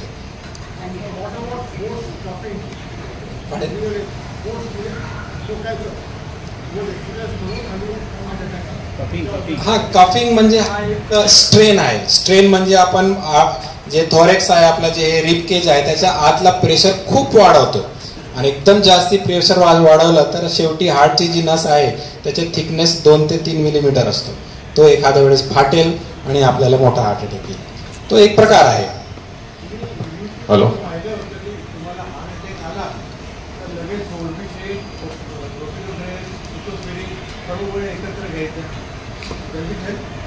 आपण ते सिच्युएशन अनालाइज करायला पाहिजे. जर आपण इकडे अशोकनगरमध्ये एक बिल्डिंग मध्ये बसलोय तर आपण घरी हे सगळं करण्यात आपण ऍक्च्युली वेळ घालवतोय. आपल्याला ताबडतोब 500 मीटर मध्ये हॉस्पिटल असलेल्या तिकडे जायचं आणि इलाज करायचा. हा गोष्ट कुठे आहे की एक साताराच्या रिमोट गावामध्ये जिकडे PHC सुद्धा नाहीये, तिकडे जर कोणाला हार्ट अटॅक आला तर आपण फोनवर सांगतो बा तू सॉर्बिट्रेट किंवा ऍस्पिरिन किंवा बरेच काय गोळ्या ते घेऊन टाका. म्हणजे जर काय तो हार्ट अटॅक असेल तर त्याच्यात जीव वाचवता येते. म्हणजे आपण एक अनुमान लावतोय की त्याला हार्ट अटॅक आला असेल. प्रत्येक पेशंटला चेस्ट पेन होणं किंवा बेशुद्ध पडणं हा हार्ट अटॅक नसतो. सो ज्यांना हार्ट अटॅक नाहीये त्यांना पण आपण सगळं गोळ्या देऊन टाकतो. तर दिस इज ओनली वेअर आपण ते ब्लाइंड ट्रीटमेंट देतोय तिकडे ते योग्य आहे. पण जेव्हा आपल्याकडे हॉस्पिटल डॉक्टर्स एकदम अवेलेबल आहेत 24/7 मग आपण हे घरी बसून ऍक्च्युली आपण डिले करतो. आपण उशीर करतो ट्रीटमेंट देणार. आणि हार्टमध्ये कसं आहे, टाइम इज मसल. जेवढा आपण लवकर इलाज केला तेवढा आपला हार्टच्या हेल्थ खूप चांगला असणार आहे. जेवढा आपण उशीर केला, एन्जिओप्लास्टी करा तुम्ही, बायपास करा किंवा काही करा, हार्टचा चांगला हेल्थ आणता परत येत नाही.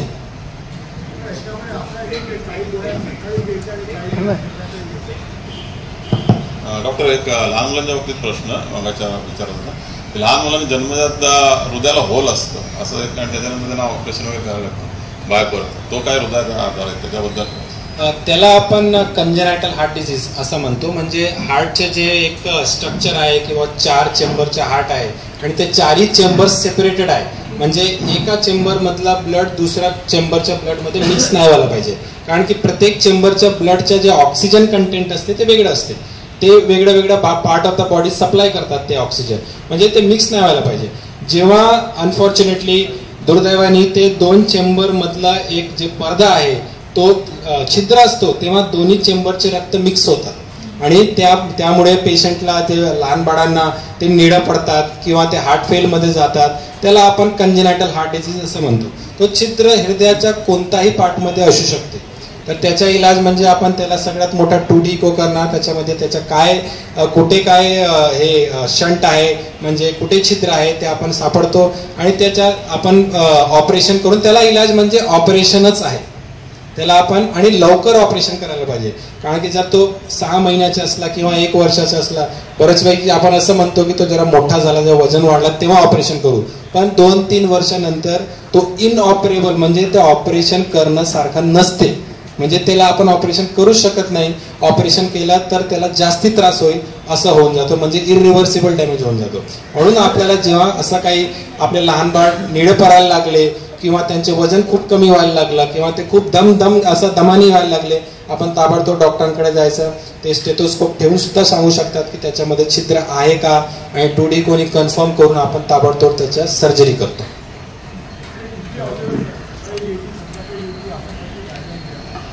ते असं काही टायमिंग नाही आहे. पण आपण समजा एक ब्लड प्रेशरची मेडिसिन घेतोय तर आपण सकाळी घेतली किंवा संध्याकाळी घेतली, ते दोन्हीने सेम इफेक्ट येतो. महत्वाचं काय आहे की आपण ते एक टाइम ठरवायला पाहिजे. म्हणजे आपण रात्री घेतोय 9 वाजता तर जवळपास 9 वाजताच घ्यायला पाहिजे. नाही तर आज 9 वाजता, उद्या दुपारी, परवा संध्याकाळी, हे एक चुकीची गोष्ट आहे. दुसरी, बऱ्याच काही गोळ्या आहेत म्हणजे ब्लड थिनर्स आहेत, ते आपण दुपारी किंवा रात्री घेतला जेव्हा जेवल्यानंतर, तेव्हा आपल्याला कोणाकोणाला गोळी घेतल्यानंतर पोटात जळजळ व्हायला लागते. ते हे जळजळ वगैरे कमी होते. तर असं डॉक्टर तुमच्या सिम्पटम्स किंवा तुमच्या लाईफस्टाईल विचारून ते गोळ्यांचे टायमिंग ठरवतात. बऱ्याच वेळा असं वाटतं की यू गेट सम पाल्पिटेशन बसल्या म्हणजे you are all right, but suddenly you get some palpitation effect. ते कशामुळे होतं आणि what is it anything to do with the heart disease? Palpitation हे एक मेडिकल शब्दात सिम्पटम आहे. म्हणजे आपला हार्ट जे 60 ते 90 किंवा 100 पर्यंत 1 मिनिटात बीट करतात, ते एक त्यांच्या गतीच्या रेट जे आहे ते वाढते. म्हणजे 120, 130, 140, 150 त्या रेटने ते धावायला लागतात. तेव्हा आपल्याला आपण म्हणतो छातीत माझ्या धडधड होते, म्हणजे खूप वाढलेला आहे. त्याला आपण मेडिकल भाषेत पाल्पिटेशन असं म्हणतो. तो हाच अर्थ आहे. त्याला आपण एक ग्रुप म्हणतो अरिथमिया. अरिथमिया म्हणजे आपल्या हार्टची गती खूप जास्ती वाढलेली आहे. मग अशा स्थितीमध्ये आपण ECG काढून डॉक्टरांना भेटून पुढे त्या अरिथमियाच्या वेगळ्या वेगळ्या प्रकारे इलाज करता येते, ते आपण करायला पाहिजे.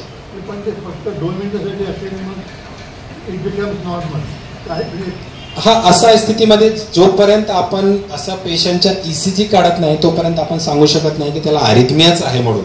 तशासाठी आपल्याकडे वेगळे वेगळे प्रकारचे इन्व्हेस्टिगेशन आहेत. त्याच्यात एक प्रकार होल्टर पण आहे, ज्याच्यामध्ये आपण एक 24, 48 किंवा 72 आवर्ससाठी त्याला मशीन लावतो आणि त्या मशीनमध्ये ECGच्या सतत रेकॉर्डिंग होते. त्याला 2 मिनिटासाठी पण झाला तरी तो ECG मध्ये रेकॉर्ड होईल आणि मग आपण ते पुढे त्याला डायग्नोज करून पुढे त्याचा इलाज करता येतो. हार्ट डिसीज मध्ये जर समजा त्या पेशंटला कोल्ड क्लायमेट मध्ये जर समजा ठेवलं तर ते हार्टमध्ये जे बोल असतं ते हिल होऊ शकतं? नाही, असाही गैरसमज आहे. कोल्ड क्लायमेटमध्ये ते हील होते. जे हार्टचे छिद्र असतात त्यांची बरंच काही नॅचरल हिस्ट्री आहे. म्हणजे असे पेशंट्स पण आहे ज्यांनी हार्टला छिद्र होता आणि त्यांनी ऑपरेशन नाही केलं. मग 10 वर्ष, 20 वर्ष, 30 वर्ष किंवा 50 वर्ष नंतर त्यांना काय झालं असं पण रिसर्च झालेला आहे. त्याच्यामध्ये असं माहिती पडलं की 1-2 प्रकारचे छिद्र असं आहेत जे 80 ते 90% ते आपोआप बंद होतात. तर त्याचे सगळं रिसर्च ते डॉक्टरांना माहिती पडलेलं आहे. तर तसा प्रकारचा छिद्र असला तर आम्ही त्यांना ऑपरेशन नाही म्हणून सांगतो. 90% बंद होईल, तो आपोआप बंद होईल. त्यांनी जर कोल्ड टाईममध्ये नाही गेलं तरीही बंद झाला असता तो जस्ट एक काइंड ऑफ ते कोइन्सिडन्स झाला की म्हणजे कोल्ड इन्व्हायरमेंट किंवा अजून काही त्यांनी केला त्याच्यामुळे छिद्र बंद झाला असं नाही. त्यांची नॅचरल हिस्ट्री ते आपण म्हणतो, ते नॅचरल हिस्ट्री अशी आहे की ती हा छिद्र 90% पेशंटमध्ये बंद होणारच होता. मरमर म्हणजे ते छिद्रमुळे जे एक आवाज निर्माण होते हार्टमध्ये, ते आम्ही स्टेथोस्कोपनी ऐकतो, त्या आवाजाला मरमर म्हणतात. Reversing heart disease by changing lifestyle, diet, yoga. Can you say something on that? हो, त्याच्याबद्दल मी येणारच होता. Because prevention is best medicine. आता आपण जे काही सांगितलं ते ट्रीटमेंट बद्दल सांगितलं. आपल्याला हृदयविकार होऊच नाही हा तर सगळ्यात बेस्ट ट्रीटमेंट आहे. तर हे तर एक आपल्या जे इकडे आपण बसलेलो आहे चांगल्या एन्व्हायरमेंट मध्ये, तिकडे मिनिमम 30 मिनिट्स म्हणजे एक रिसर्च झालेला आहे. म्हणजे मी मनाने आपण काही एक ड्युरेशन सांगत नाहीये. 30 मिनिट्स आठवड्यामध्ये 5 दिवस जर आपण एक्सरसाइज केली, एक्सरसाइज म्हणजे आपण वॉकिंग करणे, थोडा ब्रिस्क वॉकिंग करणे किंवा योगा करणे किंवा स्विमिंग करणे किंवा जॉगिंग करणे किंवा जे काही आपल्याला जमते असं केलं तर हृदयविकाराचे जे पर्सेंटेज आहे तो खूप खाली जातो, खूपच खाली जातो. म्हणून आता सगळ्याच पुस्तकांमध्ये परदेशांमध्ये असं आहे की 5 days a week and 30 minutes per day moderate intensity exercise हे आपण सगळं करायला पाहिजे. That is the best way to prevent the heart problem. Second, मी सांगितलं की डायबिटीस पण एक खूप मोठा कारण आहे. तर डायबिटीसच्या बद्दल सिम्पटम्स नसेल तरीही आपण जर 40 वर्षाचं झालेलं आहे किंवा 35 वर्ष झालेलं आहे, एकदा आपलं ब्लड शुगर चेक करून घ्यायला पाहिजे आपल्याला डायबिटीज आहे का. आणि डायबिटीज असली तर त्याला इलाज करणं, त्याचे जे डाईट आहे ते फॉलो करणं, म्हणजे गोड पदार्थ सगळं बंद करणं, हे सगळं फॉलो करायला पाहिजे. आणि आता डिजिटल ब्लड प्रेशर मशीन खूप मार्केटमध्ये आलेलं आहे, आपण वापरतो पण आपल्या घरी पण असते. तर कधी एकदा आपण ब्लड प्रेशर चेक करून डायग्नोज करायचं आपल्याला ब्लड प्रेशर आहे का, आणि जर असला तर आपण ताबडतोब डॉक्टरांकडे गेलो तर त्याचा इलाज चालू होईल, हार्ट अटॅकची शक्यता कमी होईल. आपल्याला ओबेसिटी आहे, of course obesity is one of the म्हणजे आपण म्हणतो मुख्य कारण मधला एक आहे. तर असं काही असेल तर आपण वजन कमी करायचा कसा प्रयत्न करायचा, डाईट कसा फॉलो करायचा हे आपण करायचं.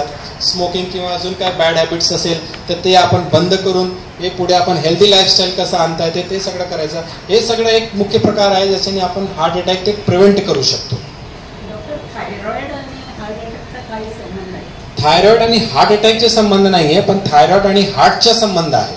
थायरॉइड जर अनस्टेबल असला म्हणजे वाढला असला किंवा कमी असला तर हार्टमध्ये अरिथमिया जे मी तुम्हाला सांगितलं हे बऱ्याच प्रकारचे अरिथमिया जास्ती कॉमन असतात.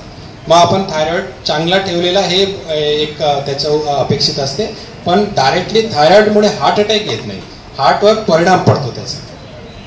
पण त्या थायरॉइडच्या गोळ्या दिल्या प्रिस्क्राईब केलेल्या असतात डॉक्टरने, त्या काही काळानंतर बदलल्या पाहिजेत की you can continue same for ever if your report shows normal.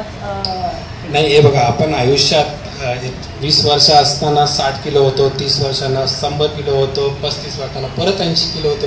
म्हणजे आपण एक सेम राहत नाही रोज, आपण सगळं बदललेलं असतो, आपला इमोशन बदललेला असतो, आपलं वजन बदललेलं असतं, आपण सगळं बोली भाषा सगळं बदललेली असते.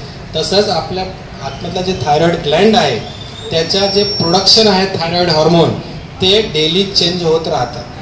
तर आपण डेली तर टेस्ट करू शकत नाही, पण एक 3 महिने 2 महिन्यामध्ये आपण टेस्ट करायला पाहिजे. थायरॉइड म्हणजे काय, आपला थायरॉइड ग्लँडचा जे थायरॉइड हार्मोन प्रोडक्शन आहे ते किती आहे.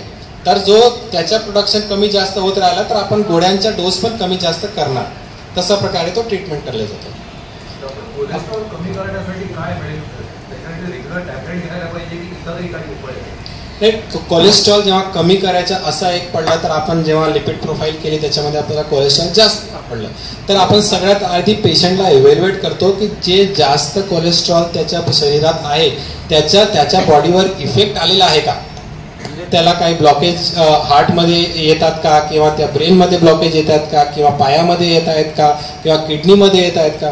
असं जर काही असेल तर त्याला ताबडतोब आपण कोलेस्ट्रॉलची मेडिसिन चालू करतो.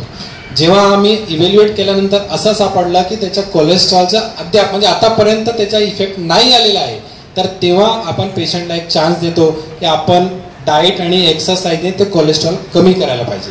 आणि जर त्याच्याने कमी झाला तर इट्स नॉट नेसेसरी की आपण त्याला प्रत्येक पेशंटला मेडिसिन देणार. तर बायपास असो, एन्जिओप्लास्टी असो, झाल्यानंतर एक फॉलोअपची जी फ्रिक्वेन्सी आहे ते ठीक आहे. जेव्हा बायपास झालं किंवा एन्जिओप्लास्टी झालं तर तुम्ही 6 महिन्यांनी या किंवा 1 वर्षांनी या, पण ती फॉलोअपची फ्रिक्वेन्सी काय ठेवायला पाहिजे साधारण? ते समजा जर आपण एन्जिओप्लास्टी केली तर एन्जिओप्लास्टीमध्ये आपण जे स्टेंट टाकतो तो बॉडीमध्ये पूर्णपणे ते फिट व्हायला ते 3 महिने 6 महिने किंवा वर्ष लागतात. आणि हे जी प्रोसेस आहे बॉडीमध्ये ते त्याला एकदम अक्लेमटाईज व्हायला त्याच्या जर ते प्रोसेस नॉर्मल नाही झाला तर तो स्टेंट अचानकच बंद पडू शकतो आणि आपल्याला परत हार्ट अटॅक येऊ शकतो. म्हणून ते एन्जिओप्लास्टी झाल्यानंतर समजा 1 आठवड्यानंतर इमिजिएटली आपण बघतो सगळं बरोबर आहे का, त्याच्यानंतर 1 2 ते 3 महिन्यामध्ये बघतो सगळं बरोबर आहे का, 6 महिन्यामध्ये बघतो बरोबर आहे का. आणि जर तो 6 महिने किंवा वर्ष चांगला असला तर आपण 6 महिन्यात ते 1 वर्षमध्ये आपण फॉलोअप ठेवायचे, म्हणजे ते स्टेंट बरोबर रक्त पुरवठा करत आहे की नाही ते फक्त खात्री करण्यासाठी. तसंच बायपास जेव्हा केलं आपण ते नवीन नस बसवतो, त्याच्या नसाचं काम काय आहे की आपल्याला आपल्या हार्टला रक्त पुरवठा करणं. तर त्याच्या नवीन नसमध्ये पण सुद्धा ब्लॉकेज येऊ शकते. तसं आपण ते डायग्नोज करण्यासाठी 3 महिने 6 महिने किंवा इट डिपेंड्स आपण पेशंटला सिम्पटम कसा आहे, त्याच्या ट्रीटमेंट जे देतो त्याच्या रिस्पॉन्स कसा आहे. चांगला रिस्पॉन्स असला, पेशंट चांगला कंप्लायंट असला, कंप्लायंट म्हणजे त्याने आपण जे काही गोळी सांगितले जे काही इन्स्ट्रक्शन सांगितले आहे ते बरोबर फॉलो करत आहे तर आपण असं पेशंटला 6 महिने किंवा वर्षांनी बोलवतो. जे काही 1-2 दिवस पेशंट गोळी स्किप करतात, मग ते आम्ही ठरवलेलं डाईट फॉलो करत नाही किंवा एक्सरसाइज करत नाही, मग त्यांना परत यायची भीती जास्ती असते. मग त्यांना आपण फ्रिक्वेंट फॉलोअप म्हणजे 1 महिना 2 महिन्यामध्ये आपण त्यांना परत समजवतो आपण जे काय करताय चुकीचं करताय. तशा प्रकारे पेशंटच्या आपल्याला हेल्थ चांगलं करता येते.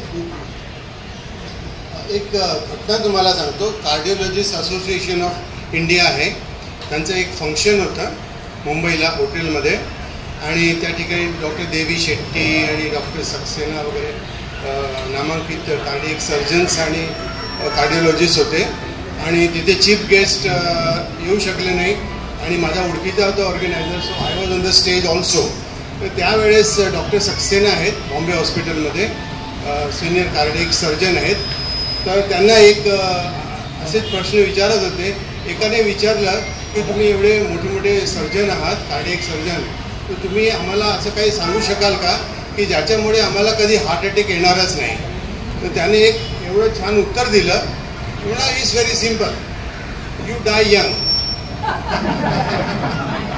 आपण आज आचार्य अत्रे या कट्टावर बसलोय आणि मी बरंच आचार्य अत्रेंचं असं विनोदी ते वाचलेलं आहे, म्हणजे तो तसंच झाला. आपण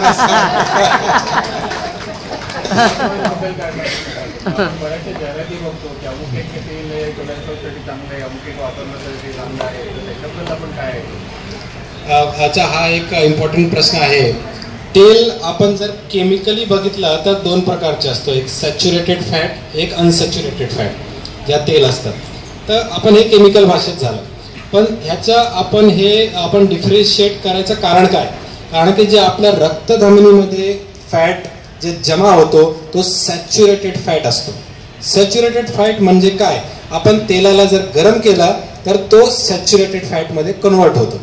तर कोणताही ऑइल जर तुम्ही गरम केला तर तो खराब होऊन जातो आणि तोच जे आपण कन्झ्युम केला तर आपण त्याच्या रक्त म्हणजे ब्लॉकेजची भीती जास्ती असणार. पण हे ऑलिव्ह ऑइल कन्सेप्ट कुठून आला? ऑलिव्ह ऑइल जे आहे ते एक मेडिटेरेनियन सिटी आहे, तिकडे ऑलिव्हचं हे असते ते व्हर्जिन ऑलिव्ह ऑइल. पण त्यांनी ऑलिव्ह ऑइल खाल्लं कसं? त्यांनी ते ऑलिव्ह ऑइल कच्चा खाल्लं, म्हणजे त्यांनी गरमच केला नाही. म्हणजे ऑलिव्ह ऑइलचं जे चांगलं इफेक्ट आहे दॅट इज देअर, बट तो गरम न केल्यामुळे पण त्याच्यात जास्ती चांगले इफेक्ट आले. म्हणून आपण जेव्हा पण कोणताही ऑइल वापरतो आपण असं इन्स्ट्रक्शन करतो जेवढा कमी प्रमाणात वापरता येते, कारण की एनी ऑइल इज बॅड. आणि जेवढा कमी त्याला म्हणजे आपण बाहेर वडापाव खायला गेलं तो ऑइल तो कमीत कमी मला वाटते 10 दिवस तोच ऑइल गरम करत असते आणि तो ऑइल म्हणजे सगळ्यात खराब ऑइल असते ते ट्रान्स फॅट जे असतात ते टाईप ऑफ सॅच्युरेटेड फॅट. तर ते आपण गरम किंवा आपण घरी काय भजी केली, चांगला वेदर आहे भजी केली, तर जे उरलेलं ऑइल आहे ते फेकून द्यायला पाहिजे, कारण that oil has converted into a saturated fat ते पुढे वापरले तुम्ही, आपण त्याच ऑइलनी थोडा भाजी करतो किंवा अजून काही करतो, ते एक चुकीची पद्धत आहे. तर कोणताही ऑइल परत परत न गरम करता वापरायला पाहिजे. दुसरा, कमी प्रमाणात वापरायला पाहिजे. आणि ऑल जे वनस्पतीमुळे आलेले ऑइल आहे किंवा आपण सोयाबीन असो, सनफ्लॉवर असो, कोणताही oil, they all are good but in limited quantity. Animal fat म्हणजे घी, तूप आणि बटर असलेला, ते त्याच्यामध्ये ट्रान्सफॅट आणि सॅच्युरेटेड फॅट खूप जास्ती प्रमाणात असतो, ते तो शक्यता कमीत कमी वापरायचा.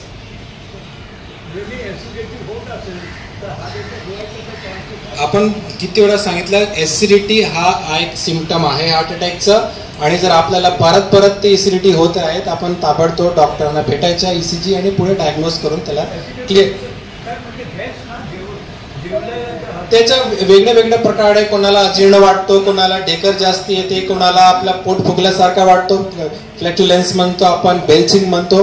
तर जे असा काही प्रकार होत राहिला तर आपण त्याला नुसतं गोळ्या घेत त्याला शांत केल्यापेक्षा आपण ते डॉक्टरांकडे जायचं. इट्स नॉट नेसेसरी की प्रत्येक वेळी तो हार्टचा आजार असेल, ते आपल्याला आतमध्ये पोटामध्ये पण काही त्रास असेल, बरंच काही इन्फेक्शनमुळे गॅस होते, ते आपण गॅस्ट्रोएंटरोलॉजिस्ट त्याच्या ट्रीटमेंट वगैरे करू शकतात. हार्ट अटॅक अवॉइड करण्यासाठी कोल्ड प्रेस्ड ऑइल चांगलं असतं. Which one? Cold pressed oil.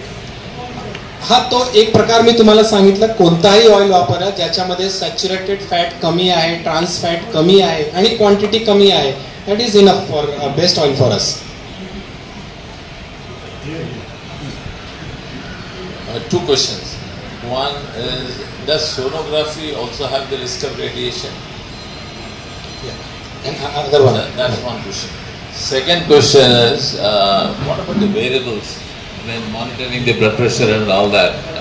Are the variables which is about a lot of it is talked about? Is it an effective way to keep track of the blood pressure? Because somebody says, you keep measure your blood pressure frequently. Where to go, whom to approach. This is a challenge for any common person. So is this variable thing which is talked about an effective way to that? पहिला तुम्ही विचारला sonography. सोनोग्राफीची जी पद्धत आहे, जे science आहे, तो ultrasound आहे, sound wave. ते आपण पेशंटमध्ये साऊंड वेव्ह टाकतो आणि साऊंड वेव्हच्या रिफ्लेक्शन, ते फिजिक्स आहे, ते मशीनमध्ये कॅप्चर होते. मग त्याच्यामध्ये कुठेही रेडिएशन येत नाही. We do not use radiation. It is a sound wave which is projected inside the patient आणि त्याच्या आपण रिडिंग घेतो मशीनमध्ये. त्याला अल्ट्रासोनोग्राफी म्हणतात. म्हणजे अल्ट्रा वेव्हलेंथची जी साऊंड्स असतात त्याला आपण वापरतो. दुसरा, variables of blood pressure and heart. आपल्या इमोशन, आपल्या ऍक्टिव्हिटी, आपली जी सोच समज आहे ती रोज बदलत राहते. आज आपल्याला टेन्शन आहे, उद्या आपण खुश आहेत, परवा दिवशी आपण चिडलेलो आहोत. मग आपल्या हार्टचे जे पॅरामीटर्स आहेत ते कीप ऑन चेंजिंग. पण आपल्याला जर ब्लड प्रेशर आहे किंवा ब्लड प्रेशर व्हायची शक्यता आहे, याच्याच म्हणजे आपण रोजच ब्लड प्रेशर चेक करणं हा एक चांगलं योग्य नाही. तुम्हाला जर तुमच्या सिम्पटम्समध्ये काय बदल वाटत आहे तर तुम्ही होम ब्लड प्रेशर मॉनिटरिंग, म्हणजे आपण एक ठरवलेला आणि बेस्ट टाइम ते सकाळचा आहे. जेव्हा आपण उठतो, जेव्हा उठल्यानंतर लगेच आपण एकदा ब्लड प्रेशर चेक केलं, आज नॉर्मल आला तर आपण रोज चेक करायची गरज नाही. आपण जर जास्ती आला तर may be within 2-3 days, 4 days, 1 week आपण मॉनिटर करणार आणि 1 week सलग आपला ब्लड प्रेशर जास्ती आला तर आपण डॉक्टरांची सल्ला घेणार. What will you say about calcium blockage? Calcium blockage. Calcified block. तर जर आपल्या रक्तधमनीमध्ये ब्लॉकेज म्हणजे काय, त्याच्यामध्ये कोलेस्ट्रॉलचं जमा होणं. आता कोलेस्ट्रॉल जमा झाल्यानंतरही आपण त्याला डायग्नोस नाही केला तर काही दिवसानंतर तो कॅल्शियम म्हणजे तो कडक कडक कडक दगडासारखा होत राहतो. अजून काही वर्ष त्याला आपण लक्ष दिला नाही तर तो पूर्णपणे बंद पडतो. त्याला आपण म्हणतात कॅल्सिफिक ब्लॉक. म्हणजे जी नस आहे त्याच्यामध्ये तो कोलेस्ट्रॉल जमा झाला होता, तोच आता हळूहळू हळूहळू एकदम दगड सारखा, कॅल्शियम सारखा झाला. तरीही आपल्याला हार्ट अटॅक का आला नाही हा एक प्रश्न पडतो. म्हणजे 100% ब्लॉक झाल्यानंतर तो हार्ट अटॅक यायला पाहिजे, पण तो कॅल्सिफिक ब्लॉक व्हायला एवढं वर्ष लागतात, 10 वर्ष 20 वर्ष. तेव्हा हार्टमध्ये नवीन नवीन लहान लहान नस अजून तयार होतात जे हार्टला रक्त पुरवठा करत राहतात. पण ते कॅल्सिफिक ब्लॉक जेव्हा आपण अँजिओग्राफी करतो तेव्हा माहिती पडते.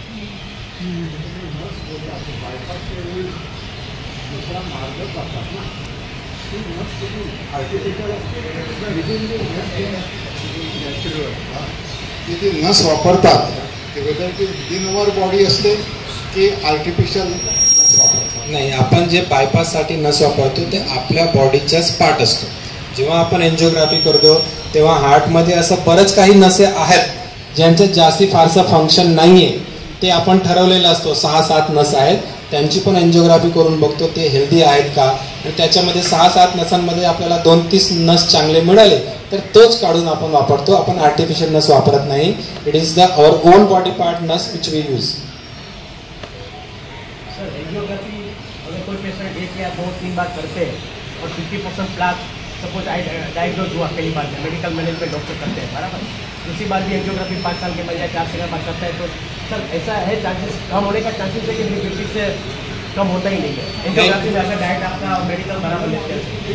नहीं, देखिए जो एंजियोग्राफी में ब्लॉकेज आता है उसको हम प्लाक बोलते हैं, और जो उसके लिए हमने ट्रीटमेंट दिया वो ट्रीटमेंट से प्लाक रिग्रेशन होता है. मतलब जो 80% था वो 70% हो जाएगा, 60% हो जाएगा. इस उद्देश्य से हम दवाई देते हैं उसको. लेकिन उस पेशेंट को बार बार एंजियोग्राफी करने की जरूरत नहीं है. सिर्फ देखने के लिए हम बार बार एंजियोग्राफी करना है, क्योंकि एंजियोग्राफी का साइड इफेक्ट भी है. तो ऑफकोर्स वो आप जिसके पास भी दिखाएंगे, जिस कार्डियोलॉजिस्ट के पास जाएंगे तो नक्कीच तुमच्या बाकीचे टेस्ट करेल, ECG करेल, 2D को करेल, तुमच्या स्ट्रेस टेस्ट करेल, आणि जोपर्यंत त्याच्यामध्ये आपल्याला काही हे नवीन दिसत नाहीये तोपर्यंत परत परत एंजियोग्राफी करायची गरज नाहीये. आपण हाच समजणार की तो ब्लॉकेज एक तर कमी झाला नाही तेवढंच आहे, म्हणजे आपण ट्रीटमेंट आपला राईट ट्रॅकवर आहे. सर हार्ट रेट जास्त असतो आणि पल्स रेट कमी असतो, त्याचं काय कारण असतं? तसं शक्यच नाहीये. जे हार्ट बीट करतो तोच आपल्याला पल्स मध्ये भेटतो. So that is kind it's impossible, because Wien आपण हार्ट बीट केला तोच पल्स खाली सापडली. असं होणारच नाही की हार्ट पल्स जास्ती आहे, बीपी जास्त असेल पण पल्स रेट कमी असेल तर काय कारण? तो एक प्रकार आहे की आपला पल्स कमी आहे पण ब्लड प्रेशर जास्ती आहे. पल्स रेट म्हणजे हार्ट रेटचा जे एक रेट आहे तो प्रत्येक माणसाचा वेगळं वेगळं असतो.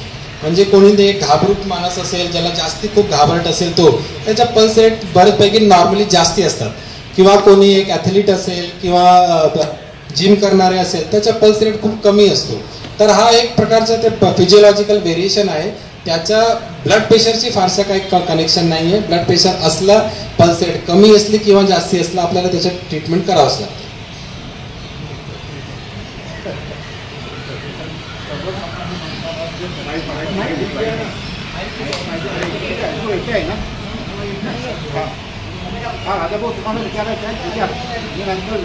हॅलो हॅलो डॉक्टर, एक प्रश्न आहे. ECCPM ECCP ही ट्रीटमेंट केव्हा देतात? आणि माझ्या सगळ्यात इम्पॉर्टंट आणि शेवटचा पार्ट तोच होता, मी त्याच्यावर बोलणारच होतो. म्हणजे मिथ्स काय, आपण हार्ट बीटच्या डायग्नोसिस किंवा ट्रीटमेंटमध्ये मिथ्स काय, म्हणजे चूक कुठे होते आपण. तर त्याच्यातला एक प्रकार आहे ते चिलेशन. पण खूप ऐकलेलं आहे, जेव्हा आपण पेशंटचा डायग्नोज करतो त्याला 3 ते 4 ब्लॉकेज आले, आम्ही बायपास सांगतो आणि तो माणूस घाबरून जातो की बायपास म्हणजे आपल्याला काय होणार, पुढे जगणार की नाही आपण, म्हणजे इज जस्ट स्केअर्ड. तर कोणीतरी तर भेटतो की आपण चिलेशन दिला की तो ब्लॉकेज जाईल. हा चिलेशननी ब्लॉकेज जाणार हा एक चुकीचा ट्रीटमेंट आहे. चिलेशननी ब्लॉकेज जात नाही.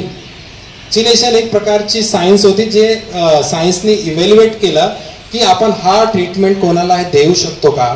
तर त्याच्यामध्ये उत्तर असं आला की चिलेशननी हार्ट ब्लॉक जात नाही. तर चिलेशनवर डिपेंडेंट राहून आपण ते जे ब्लॉकेज आहे त्याला दुर्लक्ष करून आपण जर तो घेत राहिलो आहे तर हा एक चुकीचं ट्रीटमेंट आहे. तसं आपण काय करायला नको. आपण जर ब्लॉकेज आहे तर आपण त्याचे जे काही योग्य इलाज आहे, एंजिओप्लास्टी किंवा बायपास, ते करायलाच पाहिजे. आणि मी तुम्हाला सांगतो बायपासचे रिझल्ट किती चांगले आहेत. म्हणजे जेव्हा एक 1980 किंवा 1990च्या म्हणणार तेव्हा ते 70 to 80% सर्वायवल होता. पण आजच्या काळात it is almost more than 95%. कारण की ते जे इन्सिजन घेत होते ते छोटा झाला, मशीन चांगली आली, नस सापडायच्या जे प्रोसिजर आहे ते छोटा झाला, ICU केअर चांगली झाली. म्हणजे बायपासमध्ये आपल्याला असा काही आला तर आपण लाईफ संपली असा काही नाहीये. मग त्या घाबरीमुळे आपण चिलेशन हे सगळ्या मार्गावर जाऊ नये. दुसरं एक आहे ECP. ते तुम्ही म्हणाले. ECP म्हणजे काय, आपण पायामध्ये एक मशीन लावतो, तो पायाला मसाज करतो. त्याचा उद्देश हा आहे की ते जो ब्लड पंप करणार त्याच्याने तो हार्टचा ब्लॉकेज उघडून जाणार. हा एक आपण हायपोथेसिस आहे, म्हणजे असा होऊ शकतो असा आम्ही विचार केला, पण तसं काही होत नाही. म्हणजे हे सगळं जे आहे ते एक्सपेरिमेंटल थेरपी आहे. एक्सपेरिमेंटल थेरपी, तर ज्या माणसाला आपण काही इलाज देऊ शकत नाही, असाही काही पेशंट आहे ज्यांना आपण बायपास सुद्धा करता येत नाही, एन्जिओप्लास्टी करता येत नाही आणि त्यांचा त्रास अजिबात कमी होत नाहीये, तर त्याच्यामध्ये काही न आपण काहीच करत नाहीये, त्यापेक्षा ECP, चिलेशन असं काही एक्सपेरिमेंट थेरपी ट्राय करू शकतो. तर असे काही ते थेरपीज आहे, त्याच्या आतापर्यंत काही सायंटिफिक डेटा नाही आहे. मग आपण त्याच्या भानगडीत पडून आपण ECP किंवा चिलेशन किंवा आयुर्वेदिक काही माधवबाग ट्रीटमेंट हे सगळं एक जे आहे ते आपण डिले करतो. तर माझ्या मते आम्ही being allopathic doctor, I always advise की आपल्याला जर ब्लॉकेज सापडला आहे तर त्याच्यात योग्य इलाज आहे ते करायला पाहिजे. एक मिनिट आपल्याकडे प्रश्न खूप झालेत, त्यात मुख्य म्हणजे तुमचे काही पॉइंट्स राहता कामा नये, तेवढी फक्त काळजी घ्या. आणि आता आपण प्रश्न उत्तर मला वाटतं जरा वेळ थांबूया. ते 1 तास जवळजवळ उभं राहून बोलताय, तुम्ही बसून बोलायला हरकत आहे, तुम्ही बसून बोला आणि आधी तुमचे पॉइंट क्लिअर करा, मग आपण प्रश्न उत्तर घेऊ. तर मोस्ट ऑफ द पॉइंट तर माझे चिलेशन म्हणजे आपण एक केमिकल आहे त्याला आपण EDTA म्हणतो. EDTA जो केमिकल आहे त्याला आपण इंजेक्ट करतो बॉडीमध्ये आणि तो चिलेशन काय करेल की जो कॅल्शियम किंवा बाकीचं जे ब्लॉकेजमध्ये अब्झॉर्ब झालेला आहे तो त्याच्याशी कॉम्प्लेक्स बनवेल आणि निघून जाईल. दिस इज अ थिअरी, पण प्रॅक्टिकलमध्ये तसं होत नाही. तो ॲक्च्युली काय करतो EDTA, ते आपल्या बॉडीमधलं जे आयन आहे त्याच्याशी कंबाईन होतो आणि आयन कमी करून टाकतो. माझ्याकडे 2 पेशंट आहे आणि इथले आपला अशोकनगरचे आहे, यांनी चिलेशन घेऊन घेऊन त्यांच्या हिमोग्लोबिन 4 वर आला आणि ते ऍडमिट झाले हार्ट अटॅकमुळे नाही, अनिमियामुळे, रक्त कमी झाल्यामुळे. आणि त्याचं कारण काय होतं, चिलेशन ते 30 सायकल 20 सायकल त्यांचे चालू होतं ते. तर असं काही आपण न करता डॉक्टरांची सल्ल्यानुसार जे काही ट्रीटमेंट आहे ते करून घ्यायला पाहिजे, हाच माझा ॲडवाईस असणार आहे. ते ECP ते सांगितले ते पण एक एक्सपेरिमेंटल थेरपी आहे, चिलेशन एक एक्सपेरिमेंटल थेरपी आहे. आयुर्वेदिक मी असं म्हणत नाही, आयुर्वेदिक मी ब्लॉकेज जात नाही, because I am not a suitable doctor for it. Ayurvedic definitely it might be helping, but whatever I advise की वेनेवर यू आर आपण ब्लॉकेज आलाय आणि कोणी म्हटलं की आयुर्वेदिकने ते जातो, तुम्ही जर ते योग्य असली तर आयुर्वेदिक ट्रीटमेंट घ्या, पण that is not the treatment. आपण बायपास पण जर करायला ॲडवायजेबल असेल तर करायला पाहिजे, एन्जिओप्लास्टी पण करायला पाहिजे किंवा आपली ॲलोपॅथिक मेडिसिन चालू ठेवायला पाहिजे. ॲट द सेम टाइम तुम्हाला जर ते डॉक्टरांनी चांगला समजावलं आहे आणि त्याच्याने तुम्हाला रिझल्ट येतोय तर आयुर्वेदिक ट्रीटमेंट घ्यायला काही हरकत नाही. हो, मला वाटतं मी most of the point cover केलेला आहे. माझा मुख्य उद्देश होता डायग्नोसिस करणे हार्ट अटॅकच्या लक्षण किंवा आपण चांगले ओळखतो, ताबडतोब ट्रीटमेंट कसं करतो, त्याच्या हार्ट अटॅकच्या वेगळ्या प्रकारच्या ट्रीटमेंट काय, त्याच्या प्रत्येक ट्रीटमेंटचे काय प्रोज आहे कॉन्स आहे ते आपण फायदा नुकसान काय आहे ते बघितलं आणि जे मिथ्स होते ते आपण त्याच्याबद्दल डिस्कस केलं. I think most of the points जे आपल्याला हृदयविकाराचे असते ते कव्हर झालेले आहेत. बाकी कोणाला काही प्रश्न असेल तर I am happy to answer. जसं मी सांगितलं आपला एक हार्ट रेटच्या म्हणजे पल्स रेटच्या मानक ठरवलेला आहे, तसं ब्लड प्रेशरचा पण एक मानक आहे. म्हणजे तो 110 120 खालच्या सिस्टॉलिक ब्लड प्रेशर ते 140 पर्यंत हा एक नॉर्मल रेंज आहे. त्याच्या खाली गेला तर लो ब्लड प्रेशर, वरती गेला तर हाय ब्लड प्रेशर. नाही, लो ब्लड प्रेशरनी अटॅक येतो असं नाहीये, हार्ट अटॅक झाल्यामुळे लो ब्लड प्रेशर होते हे असा एक प्रकार आहे. म्हणजे लो ब्लड प्रेशर होतं म्हणून त्याला हार्ट अटॅक आला नाही, त्याला हार्ट अटॅक आलेला आहे म्हणून त्याचा ब्लड प्रेशर लो झालेला आहे.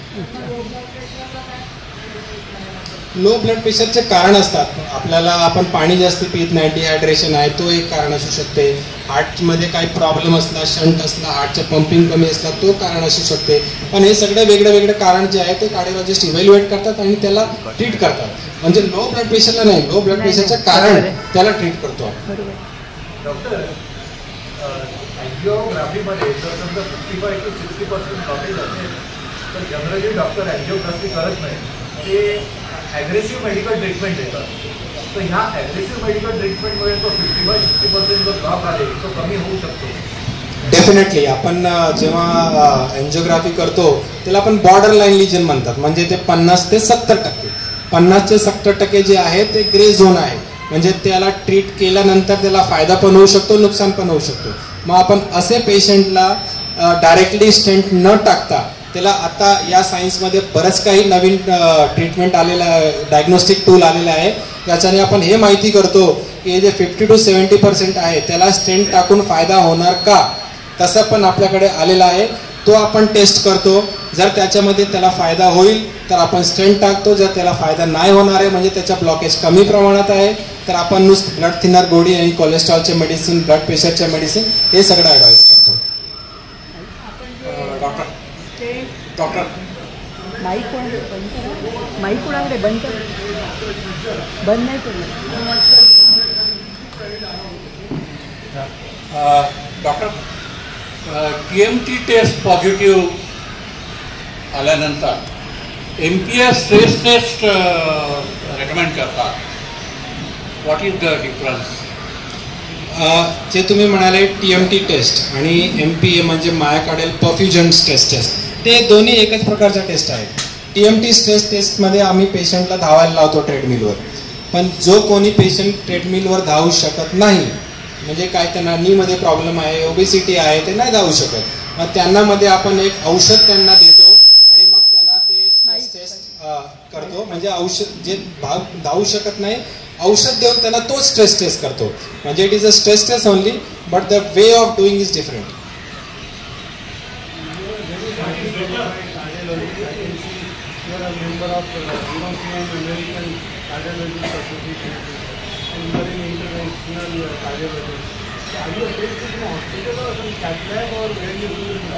डेफिनेटली, म्हणजे कार्डिओलॉजिस्ट स्टेंट बसवणार कुठे क्लिनिकमध्ये. तर आम्ही इकडे जवळचं जे काही हॉस्पिटल आहेत जे चांगले आहेत, ज्याच्यामध्ये कॅथलॅब आहे आणि मुख्य ते त्यांनी सरांनी सांगितलं की जिकडे सगळ्या प्रकारचे स्टेंट आहेत, वेगळे वेगळे साईजचे, वेगळे वेगळे क्वालिटीचे, FDA अप्रूव्ड, CE अप्रूव्ड, ते नमा हॉस्पिटल आहे, तुंगा हॉस्पिटल आहे, क्रिटिक केअर हॉस्पिटल, म्हणजे जवळ आहेत आपल्या सोसायटीचा.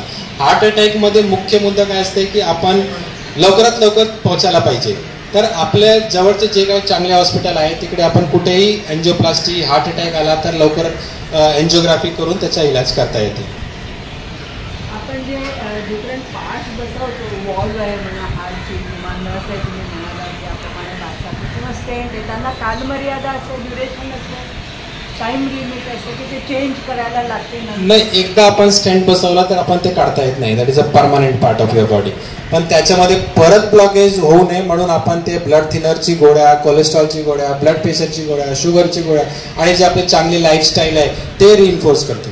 त्याच्याने परत ब्लॉकेज व्हायची भीती खूप कमी होते आणि in fact stent will last for your entire life. ते स्टेंटची अशी काही लाईफ नसते, त्याच्यामध्ये परत ब्लॉकेज होऊ नये त्याची आपण काळजी घेतो मेडिसिनच्या माध्यमाने. हार्ट वॉल जे आहे तो आता दोन प्रकारचे असतो, एक मेटलचा आणि एक नॉन मेटलचा. जर तो मेटलचा हार्ट वॉल असला तर आपल्याला स्ट्रॉंग ब्लड थिनर हे घेणं खूप महत्वाचं आहे.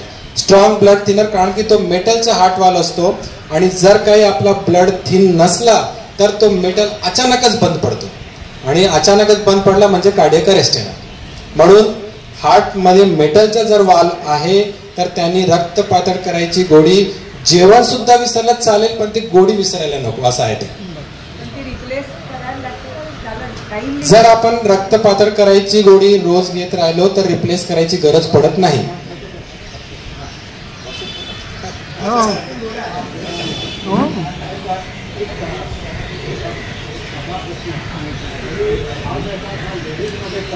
जेंट्समध्ये जास्त असं काही एक समज आहे? असं काही नाही आहे. त्याचा एक म्हणजे सॅड पार्ट असा आहे की आपल्या समाजात, आपल्या भारतात लेडीजला आपण जास्ती इम्पॉर्टन्स देत नाही. जरी आपल्या माणसाला कोणाला चेस्ट पेन झाला आपण ताबडतोब हॉस्पिटलला जातो, पण किंवा आपल्या घरात असलेला कोणी महिलाला चेस्ट पेन झाला तो बऱ्याच वेळी आपल्याला सांगतच नाही की काहीतरी असेल, आपण काहीतरी क्रोसिनची गोळ्या घेऊ किंवा एसिडिटीची गोळ्या घेऊ. 8 आठवडा, 10 दिवस, महिने काढतात आणि मग एकदम सिरियस कंडिशनमध्ये त्यांना डायग्नोज होते. तर भारतामध्ये महिलांच्या हार्ट जे हृदयविकार आहे, एक तर ते डायग्नोज होत नाही म्हणून असं मिथ आहे की ते कमी आहे. कमी नाही आहे, ते आपण त्यांना डायग्नोसिस करत नाही. दुसरी, ते सिरियस कंडिशनमध्ये येतात का, कारण की ते दुर्लक्ष करतात. म्हणजे त्यांच्या हेल्थ जे आहे तेवढं इम्पॉर्टंट नाही आहे असं ते स्वतः समजतात. तर तीही एक गैरसमज आहे. आपण जे काही माणसाला ट्रीटमेंट देतो म्हणजे जेंडर बायस जे आहे that is there in India. I accept it and that is a very unfortunate part of it. Human being म्हणून एक्सेप्ट करावं. डॉक्टर, लास्ट प्रश्न. तुम्ही अशोकनगरमध्ये आहात आणि असं कधी अशोकनगरमध्ये राहणाऱ्यांना जर गरज लागली तर you are available for home visit? मी होम व्हिजिट यायला मला काही हरकत नाही. I be very much happy to come. पण मी होममध्ये येऊन जास्ती काय आपल्याला ट्रीटमेंट देऊ शकत नाही. कारण माझा जे ट्रीटमेंट आहे तो एन्जिओप्लास्टी, एन्जिओग्राफी किंवा असा प्रकारचा आहे. तर ॲक्च्युली मी तुमच्या होममध्ये आलो आणि मग मी तुम्हाला सांगितलं तुम्ही ECG करा, याच्यामध्ये आपला खूप वेळ जातो. त्यापेक्षा आपण जिकडे सगळं डायग्नोसिससाठी म्हणजे ECG मशीन सुद्धा पाहिजे आपल्याला डायग्नोस करण्यासाठी. तर हे सगळं जिकडे अवेलेबल आहे आपण तिकडे जायला पाहिजे. आणि महत्त्वाचं जर आपण सिरियस कंडिशनमध्ये आहे तर other than calling the doctor we should immediately go to the hospital because that will आपल्याला जे चान्सेस आहे सर्वायवलच्या ते खूप मोठे होऊन जातात. सर लास्ट डॉक्टर शेवटचा प्रश्न आहे माझा. म्युझिक थेरपीमुळे काही हार्टवर काय हार्ट डिसीजवर काय परिणाम होऊ शकतो किंवा काय म्युझिक थेरपी नवीन हो त्याच्यामुळे? तर सुरुवातीला मला कोणतरी प्रश्न विचारा स्ट्रेसमुळे काय होऊ शकतो. मी सांगितलं स्ट्रेसमुळे आपल्या हार्टच्या नसा ते स्पाझम मध्ये जातात. तसंच म्युझिक जे आहे ते it is one of the relaxing treatment. त्याच्यामुळे हार्टची नसची साईज वाढते आणि म्हणून म्युझिक जे आहे एक वन ऑफ द चांगला ट्रीटमेंट आहे. आपण चांगला इनफॅक्ट खुश राहायला पाहिजे, चांगलं म्युझिक ऐकायला पाहिजे. हे सगळं एक चांगली गोष्ट आहे. गाणी ऐकायला पाहिजे. Of course meditation does help. ठेवायला पाहिजे कट्ट्यावर असं म्हणा. मायग्रेन जे आहे एक वन ऑफ द हेडेकचा टाईप आहे. तर त्याचा हार्ट अटॅकशी असा काही घेण देण नाही आहे.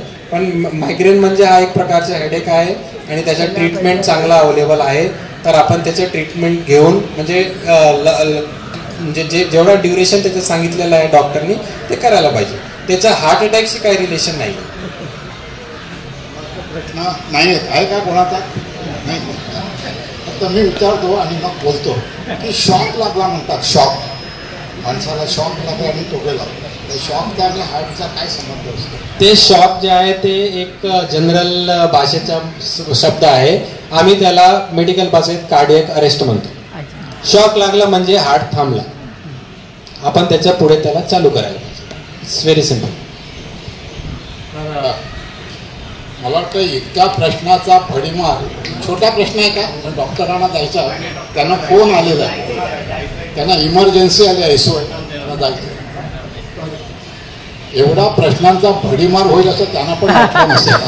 मला वाटतं एखाद्या प्रोफेसरला आता पोराने भेडसावून सोडावं ना असे प्रश्न विचारले.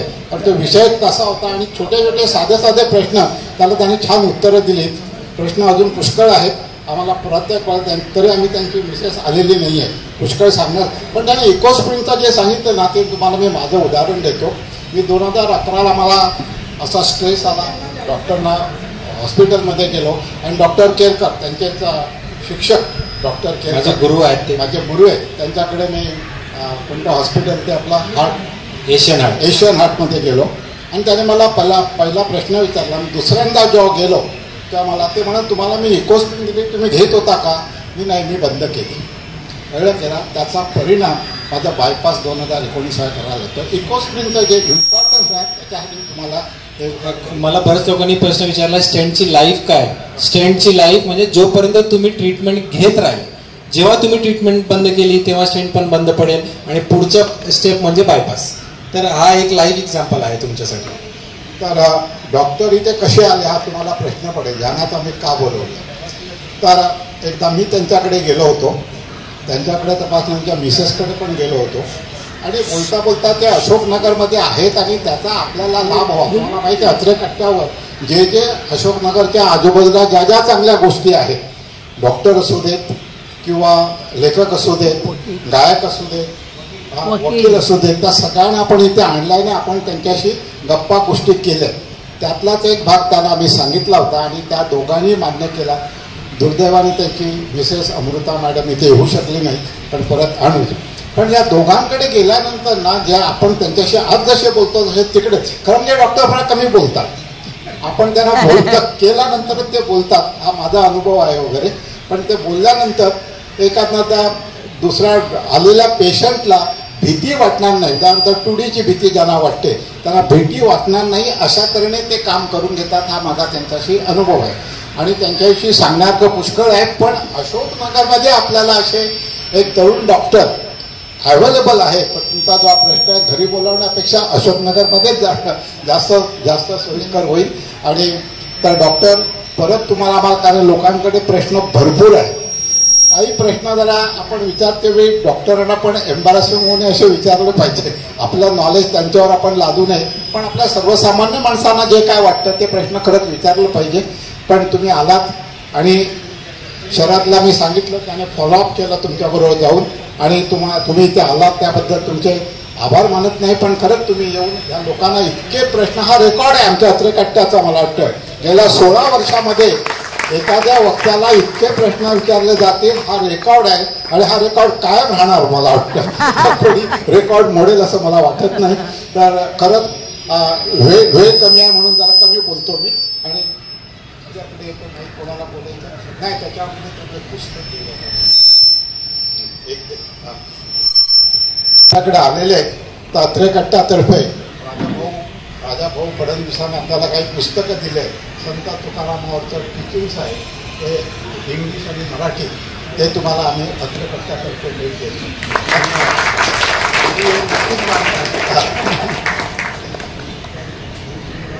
त्या कार्यक्रमाच्या आभार प्रदर्शनी औपचारिकता असली तरी आपण डॉक्टर सुशील सरांचे आभार जेवढे मानायचे तेवढे थोडेच आहे.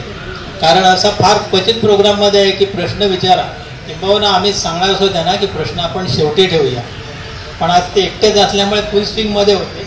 मॅडम असतात तर कदाचित त्यांना एवढं बोलता आलं नसतं, आपल्याला एवढे प्रश्नांची उत्तर मिळाली नसती. पण आपलं हां इंटरॅक्ट व्हायचा, सवालही नाही बाकी नाही. तर आज आपण म्हणजे जनरली आपण जवळजवळ 75% केसेस हार्ट अटॅकने गेला म्हणून ऐकतो. अर्धवट ज्ञान होतं, आज बरंचसं ज्ञान लोकांना मिळालं आहे. काय काळजी घ्यायची हे पण कळलेलं आहे, काय काळजी घ्यायची हे कळलं. म्हणजे बऱ्याच जणांना सुशिक्षित करून आज सोडलं आहे डॉक्टरने. आता मगाशी मी महत्त्वाचा प्रश्न विचारला त्यांना की एन्जिओप्लास्टिक आहे किंवा ओपन हार्ट सर्जरी बऱ्याच जणांची झालेली आहे, पण फॉलोअप सगळेच घेत नाही. मी परवा डॉक्टरला पहिल्यांदाच भेटायला लागलो, आम्ही इथलं इन्व्हिटेशन देताना तर म्हटलं मलाही 3-4 वर्ष झाली एन्जिओप्लास्टिक करून, मी फॉलोअप केलेलं नाही. म्हणून मी स्वतःच त्यांना प्रश्न विचारला. ते सगळ्या प्रश्नांची त्यांनी जी उत्तरं दिलेली आहेत, म्हणजे मनात आता कोणाच्याही शंका नसेल असं समजतो. म्हणून म्हटलं त्यांचे आभार मानू तेवढे थोडेच आहे. मी आभार जास्त वेळ घेत नाही, कारण खूप वेळ झाला, त्यांनाही जायचं आहे. आता आपण कार्यक्रम संपला असतो.